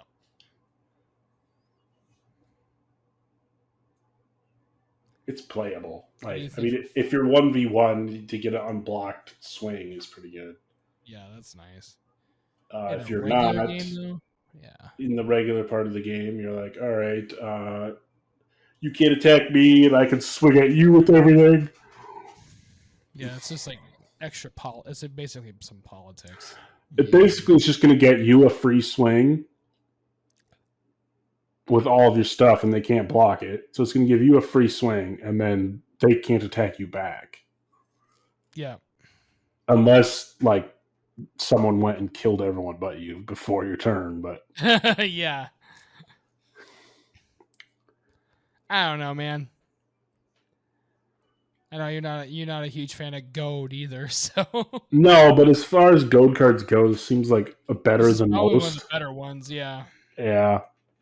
I could see it being played. It's definitely good if you have like a lot of tokens or something, because it's kind of like I could take a turn off, not have to worry about getting hit, and I can still swing at you with all my stuff. Yeah. Maybe you kill somebody with this because they can't block, and then... Yeah, I could see it killing someone for sure.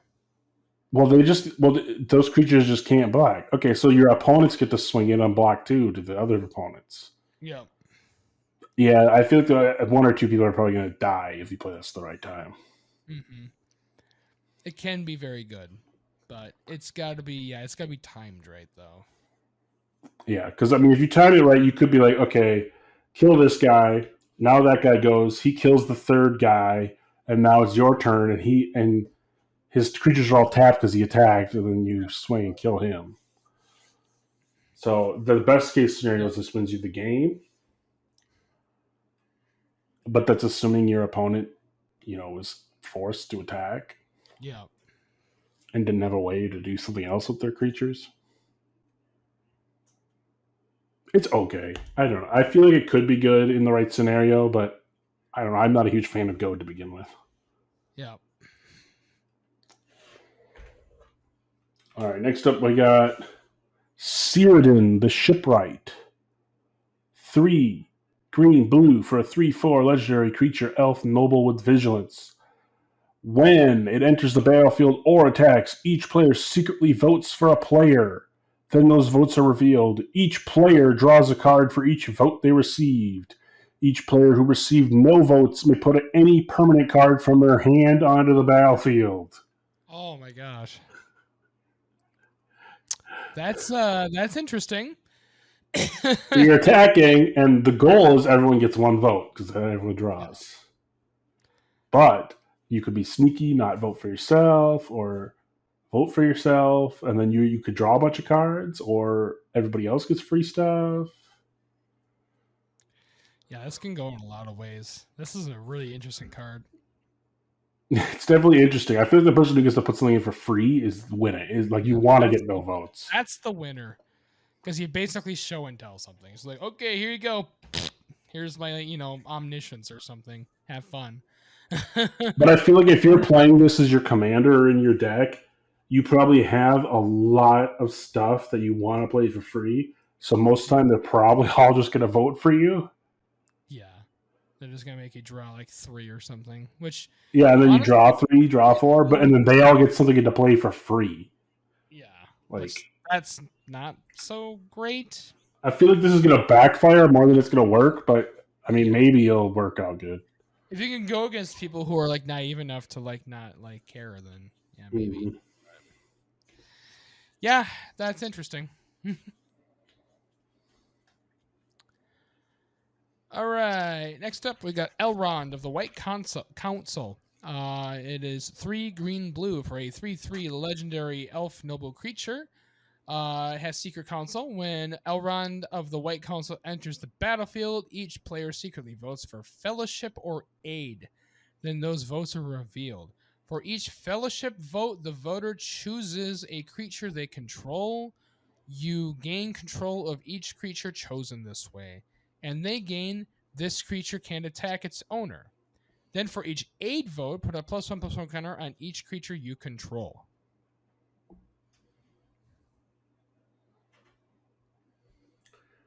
So they either give you a creature that can't attack them, or all your stuff gets buffed. Yep. So worst case, you're getting 4 1/1 counters on everything. Yeah, that's not bad, honestly. 4/1 counters on everything is pretty good for 5. Because you have to vote Aid, right? Like, because Yeah. why would you choose your own creature to get control You wouldn't. of? Yeah. Yeah. So you're at least getting 1/1/1 on everything. Yeah. It seems fine. I don't know. 5 for a 3/3 is kind of. It's kind of. And it's only ETB. It's not when it attacks. Also, you get it one time. Right. You kind of have to time it when you have a pretty big board. Yeah, if so you don't have you a can big buff your board, then this isn't very great, for sure. Like, because you're guaranteed to get 1/1 counter on everything. Yeah. And then you're probably going to get more because unless they just have a creature they don't care about. If they just have like a mana dork or something.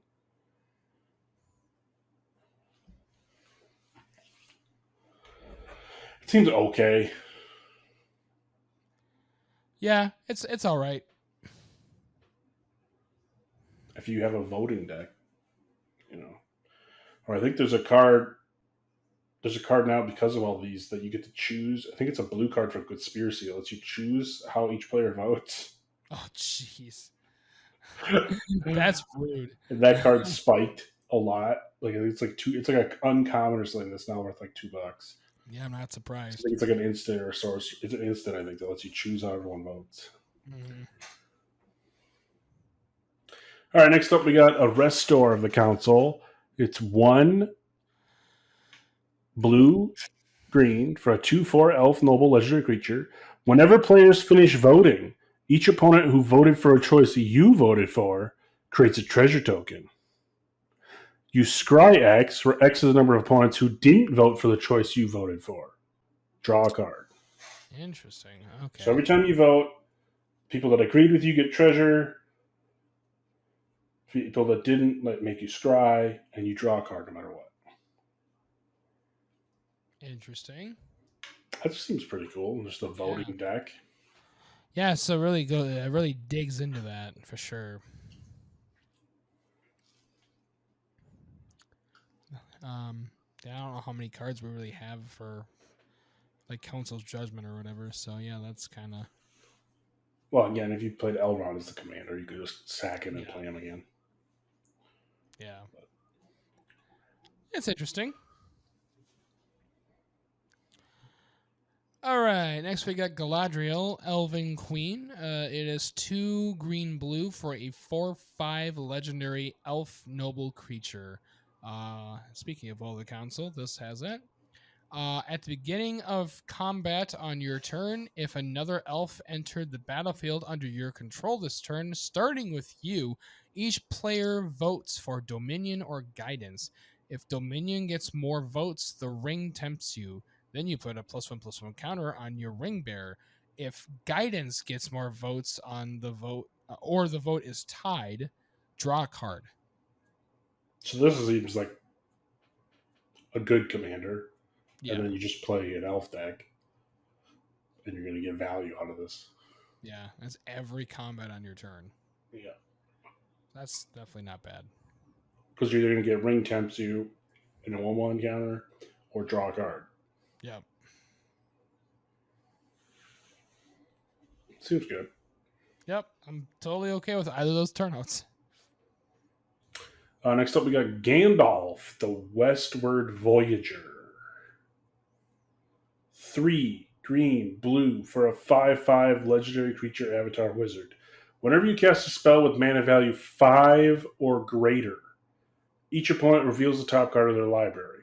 If any of those cards share a card type with that spell, copy that spell. You may choose new targets for the copy, and each opponent draws a card. Otherwise, you draw a card. Man. So you cast a creature spell that's 5 or more. Everyone flips with top card. Each opponent flips with top card of their deck.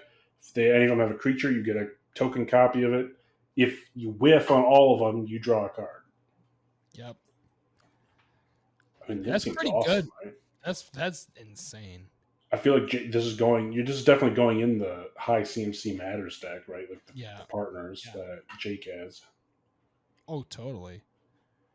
So those seem sweet as a deck yourself. You're just going to play a bunch of ramp spells and then cast big things that cost a lot of mana. Yeah, this is really good. I mean, you actually probably just want things that cost 5, because then you're going to get stuff that's bigger from your opponent. Exactly. You'll probably get their better shit. Mm-hmm. Yeah, that seems good for sure. Gandalf, all the Gandalfs are good. So. They really are. He's OP. What do you want? All right, next we got Mirkwood Trapper. It is 1 green blue for a 1/4 elf scout creature. Whenever a player attacks you, target attacking creature gets -2/-0 until end of turn. Whenever a player attacks, if they aren't attacking you, that player chooses an attacking creature. It gets +2/+0 until end of turn. So it's a 1/4 elf that makes people want to not attack you. Yeah. Seems okay. Yeah, it's all right. Not like the best, but it'd be better if it was like -2/-2. Mm-hmm. Like, haha, you attack me, something's dying. Yeah, that'd be pretty good.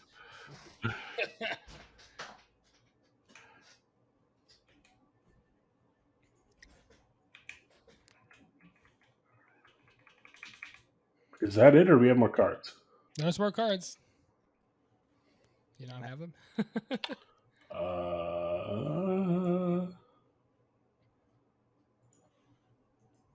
Doesn't want to move on like I haven't. Oh, maybe it's because I bet you it started at a different spot.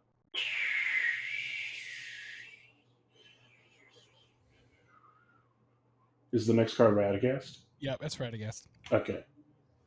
And you're up. Oh, yeah. So next up is Radagast, Wizard of the Wilds. 2, a green and a blue for a 3/5 legendary creature avatar wizard with Ward 1. Beast and birds you control have Ward 1. Whenever you cast a spell with mana value 5 or greater, choose one. Create a 3/3 green beast creature token. Create a 2/2 blue bird creature token with flying. So again, this is kind of another high CMC matters card. Yeah, but you could also play it as a beast bird tribal deck. Or yeah, just beast bird tribal also works too. That's very nice as well. Seems pretty good. Yeah. 4 for a 3/5 that does a bunch of shit. It's pretty great. Next we have Sail into the West. It is 2 green blue for an instant with Will of the Council. Starting with you, each player votes for return or embark. If return gets more votes, each player returns up to 2 cards from their graveyard to their hand. Then you exile Sail into the West. If embark gets more votes or the vote is tied, each player may discard their hand and draw 7 cards. So each player gets 2 cards back, or everyone can wheel. Mm-hmm. But depends on what gets more votes. Yep. So you're only going to get one or the other. I don't know. It seems bad to me. Like each player wheeling, if they're choosing to let it wheel, then they want it to wheel. And if they're otherwise they're getting 2 cards back, and then everybody's getting their best 2 cards back. Like it's not just you. Yeah, exactly. Like I'd rather just play E-Witness and the other one that just gets me something back. Yeah, you don't necessarily want your opponents to be getting stuff back like that. I mean, obviously, if you're doing the voting deck, you'd probably play it, but right, it's good for that, but that's about it. Next up, we got Song of Arundel. 3 green, blue for a saga. Chapter 1 is Scry 2, then Draw 2. It's pretty good. Then you create a treasure token and a 2/2 bird with flying. Seems good. And Chapter 3, put a flying counter on each creature you control without flying. Not bad. So Scry 2, Draw 2, make a 2/2 bird and a treasure. Keep everything flying.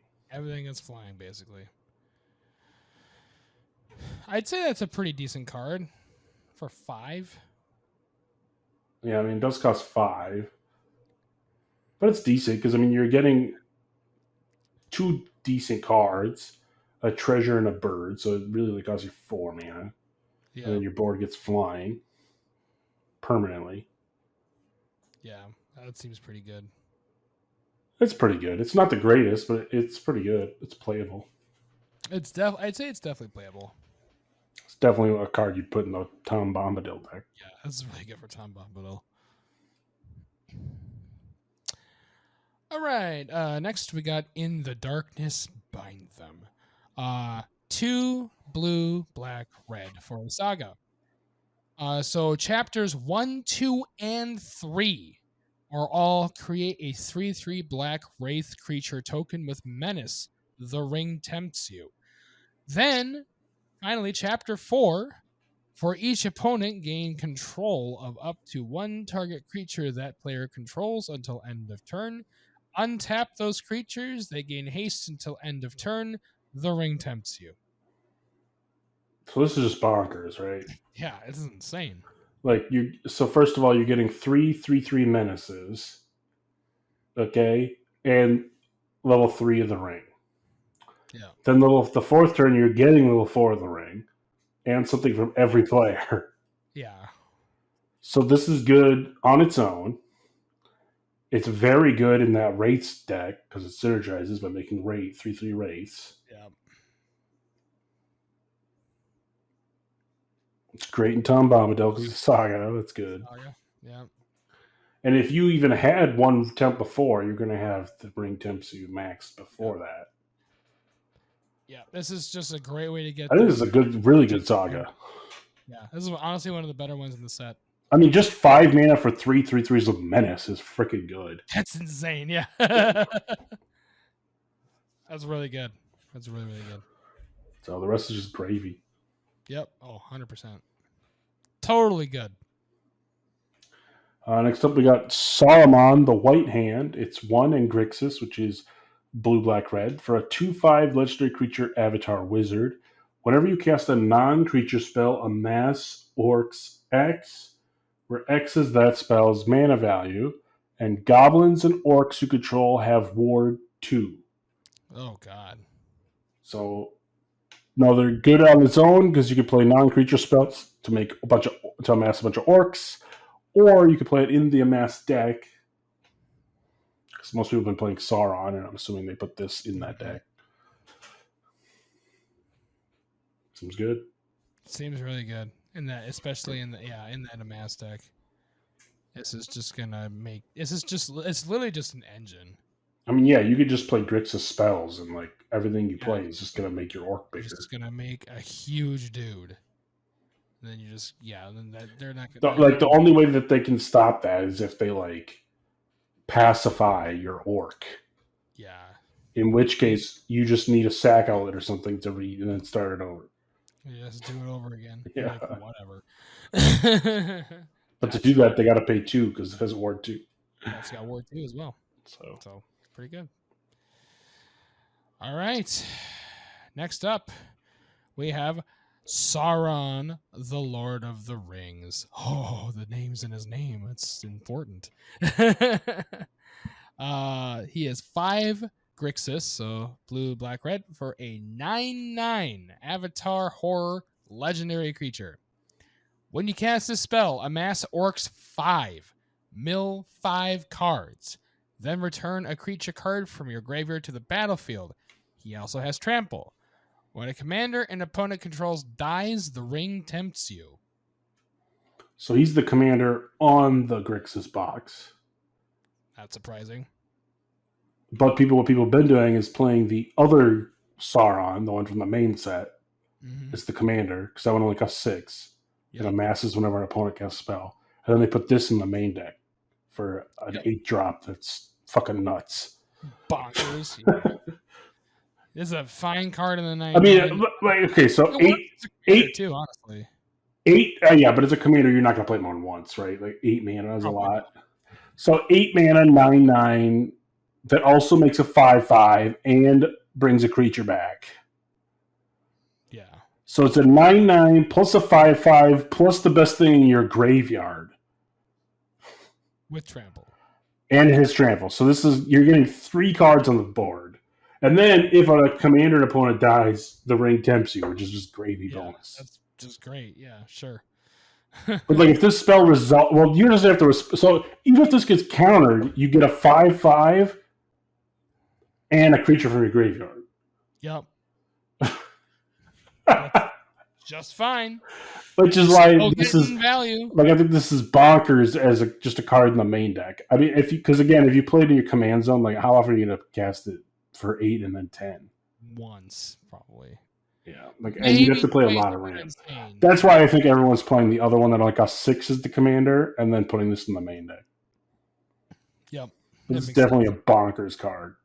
Yeah, it's really good though. Next up, we got Bilbo, the Birthday Celebrant. It's Abzan, which is white, black-green for a 2/3 legendary creature halfling rogue. If you would gain 1 life, you gain that much life plus 1 instead. Then you could pay, and then it has the ability 2 white, black-green, so 5 mana, tap, exile Bilbo, search your library for any number of creature cards, put them on the battlefield, then shuffle. Activate only if you have 111 or more life. That's how old he is, right?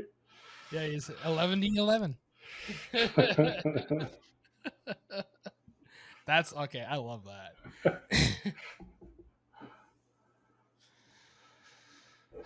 So realistically, by the time you have 111 life, you probably won the game anyway. Yeah, most likely. I mean, I guess infinite life loop, sure, but yeah, but I mean, then you put your whole deck into play and you win anyways. Yeah, exactly. Unless they have a board wipe or something. Yeah, if they have a board wipe, sure, whatever. I don't know. I'm trying to think of the easiest way to get to 111 life. Like, you'd have to double your life total like twice, right? A lot, yeah. Like, because you double from 40 to 80, double again to 160, you would have it. So how many cards do it just double your life total? And are they cheap mana cost? Probably not. Yeah. Or they have downsides. Right. Yeah. I'm not sure. I'd have to look. I think if you're playing this, you're more likely just playing this to gain extra life when you would gain life. Yeah. But if you happen to hit that 111 with this out, well, you can play it as a commander and just do life gain and just try to get there. Yeah. So why not? I mean, it's definitely possible. I've seen people over 100 life before, especially if you have lifelink and stuff. I just don't know if you're going to do it fast enough to just turn 5 immediately do this. Like, it's going to be later. Turn 5 would be pretty hard, but I guess it's probably possible. It seems it's an interesting card. It's a fun card, right? It's like a Yeah, meme card this is to play. very much the fun card. I don't know about how serious you could be with it, but yeah, it's definitely a fun card to play with. Next we got Aragorn, King of Gondor. He is 1 and Jeskai, which is blue, red, white.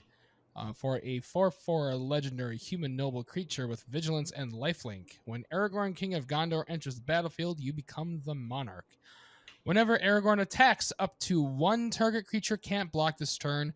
If you're the monarch, creatures can't block. So all creatures can't block this turn. All right, so 4/4 vigilance, lifelink, and they can't block. Yep. That's pretty good, actually. Like, not bad this would be a decent commander for Monarch Matters. Yep, definitely. Pretty busted. Yeah, people have been saying that he's pretty good, actually. Like, as people have been playing the pre-con commanders, and they're saying that he's actually pretty freaking good. Yeah, I think so too. 4/4 legendary lifelink. That by itself is not bad. Yeah, and then it has vigilance, lifelink, become the monarch. Stuff can't block. Yeah, it's just good. I mean, just himself, if you get him, like 6 times, they're dead. So yeah. Next up, we got Eowyn, the Shield Maiden, 2 in Jeskai, so that's 2 blue, red, white for a 5/4 legendary creature human knight with first strike. At the beginning of combat on your turn, if another human entered the battlefield under your control this turn, create 2/2/2 red human knight creature tokens with trample and haste. Then if you control 6 or more humans, draw a card. So this is the commander you want for the human deck. This is really good for humans, yep. It's a lot of stuff. Yeah, so you play a human, and then so basically if you play this and then another human, you at least have 4 already. And by turn 5, you probably already have 2 out, so you probably get me as soon as you play it. Yeah. To draw a card. Seems pretty good. So yeah, that's not hard to do with this card. All right, so that is the multicolor cards. There's some really good ones in here. Yeah, most of the multicolor cards seem playable. Yeah. Very, very good. So now we are on to the artifacts. First, we got Relic of Sauron. It is 4 for an artifact. Tap it. Add 2 mana in any combination of blue, black, and/or red. You can also pay 3 and tap it to draw 2 cards, then discard a card. So this one, I was like, all right, 4 mana rock adds 2 mana. Like, there's a lot of those out there. So it's decent in Grixis. And then the ability draw 2, discard a card. So you net a card for 3. I think it's playable, especially in Grixis. Yeah, it's great for Grixis. You might be able to play it in any 5-color deck too. I feel like if there's a way that artifacts cost less or something, this would be better. But... Well, there's a lot of cards that make artifacts cost less. Yeah. Like if you dump this for 3, it's nuts. That's really good. Yeah. I definitely priced it right at 4 because anything under that, this would be the next Chase Mana Rock. Yeah, crazy. And anything over 4, you really want it to add 3 mana or more. Yeah. So it's definitely right in the right spot. Yeah. I think it's good. I think it's playable in a Grixis deck. I'd probably play it. Yeah. I mean, it depending on what my other 4 drops were. Just because, it's a rock, but you also late game can do something with it. So yeah, that's nice. It's not just some of the rocks where it's just 4 mana adds 2 mana. So yeah, it's just, at least you have another ability on it. Right.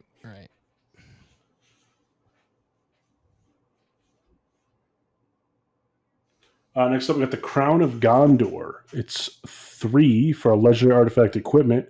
Equipped creature gets +1/+1 for each creature you control. When a legendary creature enters the battlefield under your control, if there is no monarch, you become the monarch. And equip 4, this ability costs 3 less to activate if you're the monarch. So then it's only equipped 1. Nice. Okay, that's not bad. So again, I think you play this in the Monarch Matters deck, Yep. and or some sort of crazy go wide deck, I guess. Yeah. Otherwise, you probably ain't playing it because like you need a lot of creatures out for this to be good. Yeah. And you have to be the Monarch for it to really. Like before, I'm happy with paying the 3 mana for this. I need at least like 3 creatures out. Like I probably want at least 3. And if I have to pay equip 4, then I want at least like 5/5. Yeah. So.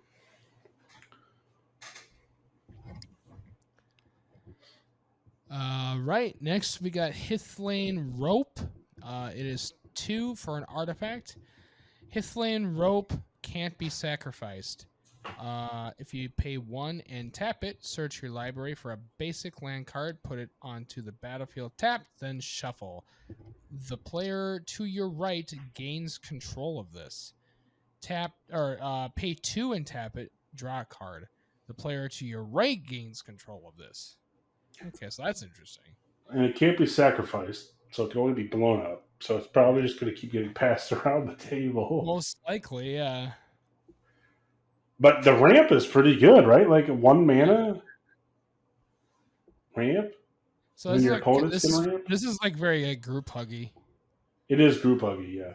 Group hug would love this, for sure. Best case scenario, you pay 0 if you have activated abilities cost 2 less. Yeah. But 3 mana, get a land, blow it up, so your opponent doesn't get it. Mm-hmm. Or 2 mana or 4 mana, draw a card, blow it up. I don't know. I feel like it's group huggy. I feel like you're just gonna do this if you're in like mono white or like mono red, something that doesn't have a ton of like mana ramp. You might play this. That'd be good for that. Because like you would just hit it on their end step, and then you'd have your land before they can use their land. Yep. And eventually you'd probably get it back. Hopefully. Yeah. Like you do get to use it first. That's the upside. Yep. Or even more crazy, you could use it, and then when your opponent goes to activate it, if they use it for the land, you could flash in the where you search and gain control of their search and get the card, opposition agent. Or if they go to draw, you flash in the they can't draw and you draw. Yeah.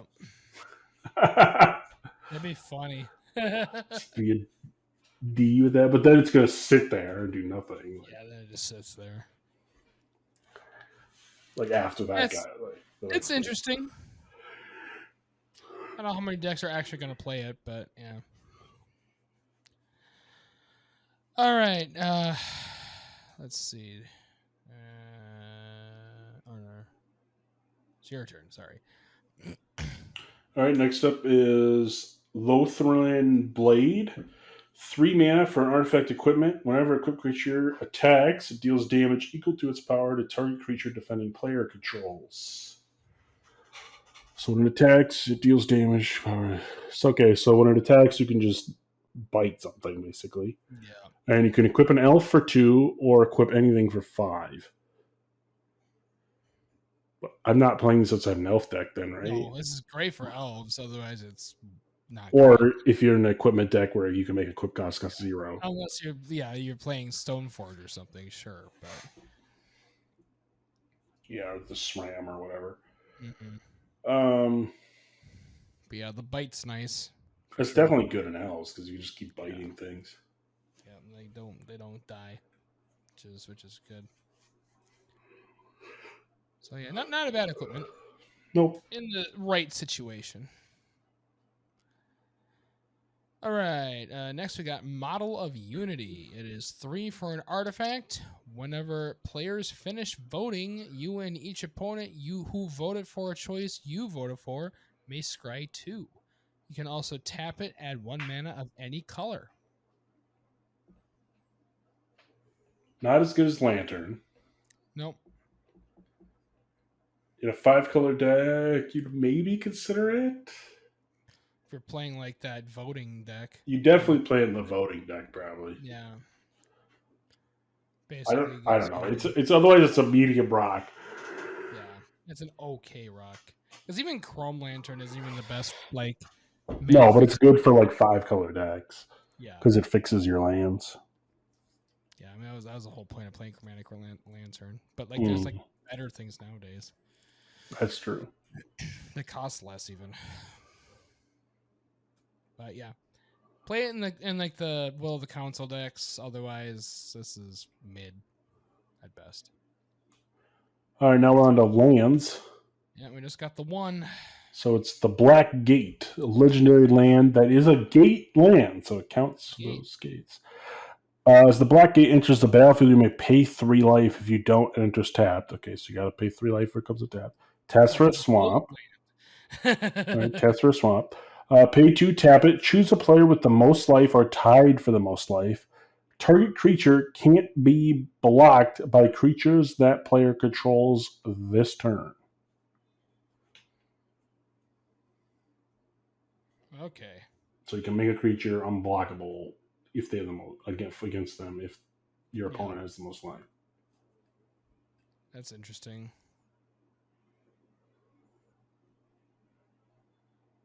What is the other card that makes things unblockable? There's an uncommon land. Right. I can't remember. How much does that cost to activate? Does that cost 4? It's more than 2, I can tell you that. It's more than 2? Okay. Oh, yeah. So then this might be better than that, then. I'm pretty sure it is. I was just trying to remember if that land only costs 2 to activate or not. Yeah. It probably cost, you're probably right. It probably costs like 4. So what is a swamp that can come in untapped that you can make something unblockable occasionally? That's okay, I guess. I mean, if you're playing the Gates deck, you probably play it just because it's another it's gate. good for Gates. Because another. Do you play it outside of that? Like, do you just play it in every black deck, or is it not as good as just a swamp? I don't know if I play it in every black deck. I think it's got to be specific. Like, you definitely, I mean, because black does pay life a lot for shit. Yeah. Every creature can't be blocked by creatures that player. Like, it basically makes money. Like, do you have to have the most life then for that to work? No, you can't have the most life. Or you don't want to have the most life. Yeah, it's basically if you have the most life, it doesn't work. But if anyone else has the most life, you can have an unblockable creature to them. So that's good for black because you're probably gonna have less life than most people because you're probably gonna be using it as a life. Yeah, and you can always just pay the 3 when it comes in. Yeah, and that's probably gonna put you ahead in the first place. So yeah, that's not bad. It's decent. I think it's decent. I don't know how much. I don't think it's an auto include in every black deck. No, it's not like coffers or something where you. Yeah.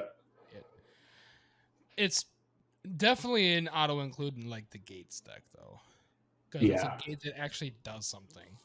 Right. Like it's a good one, and it actually can come into play untapped, or most gates are tapped. Right. So yeah, I think this isn't it's good in the right scenario, but otherwise it's okay. It's whatever.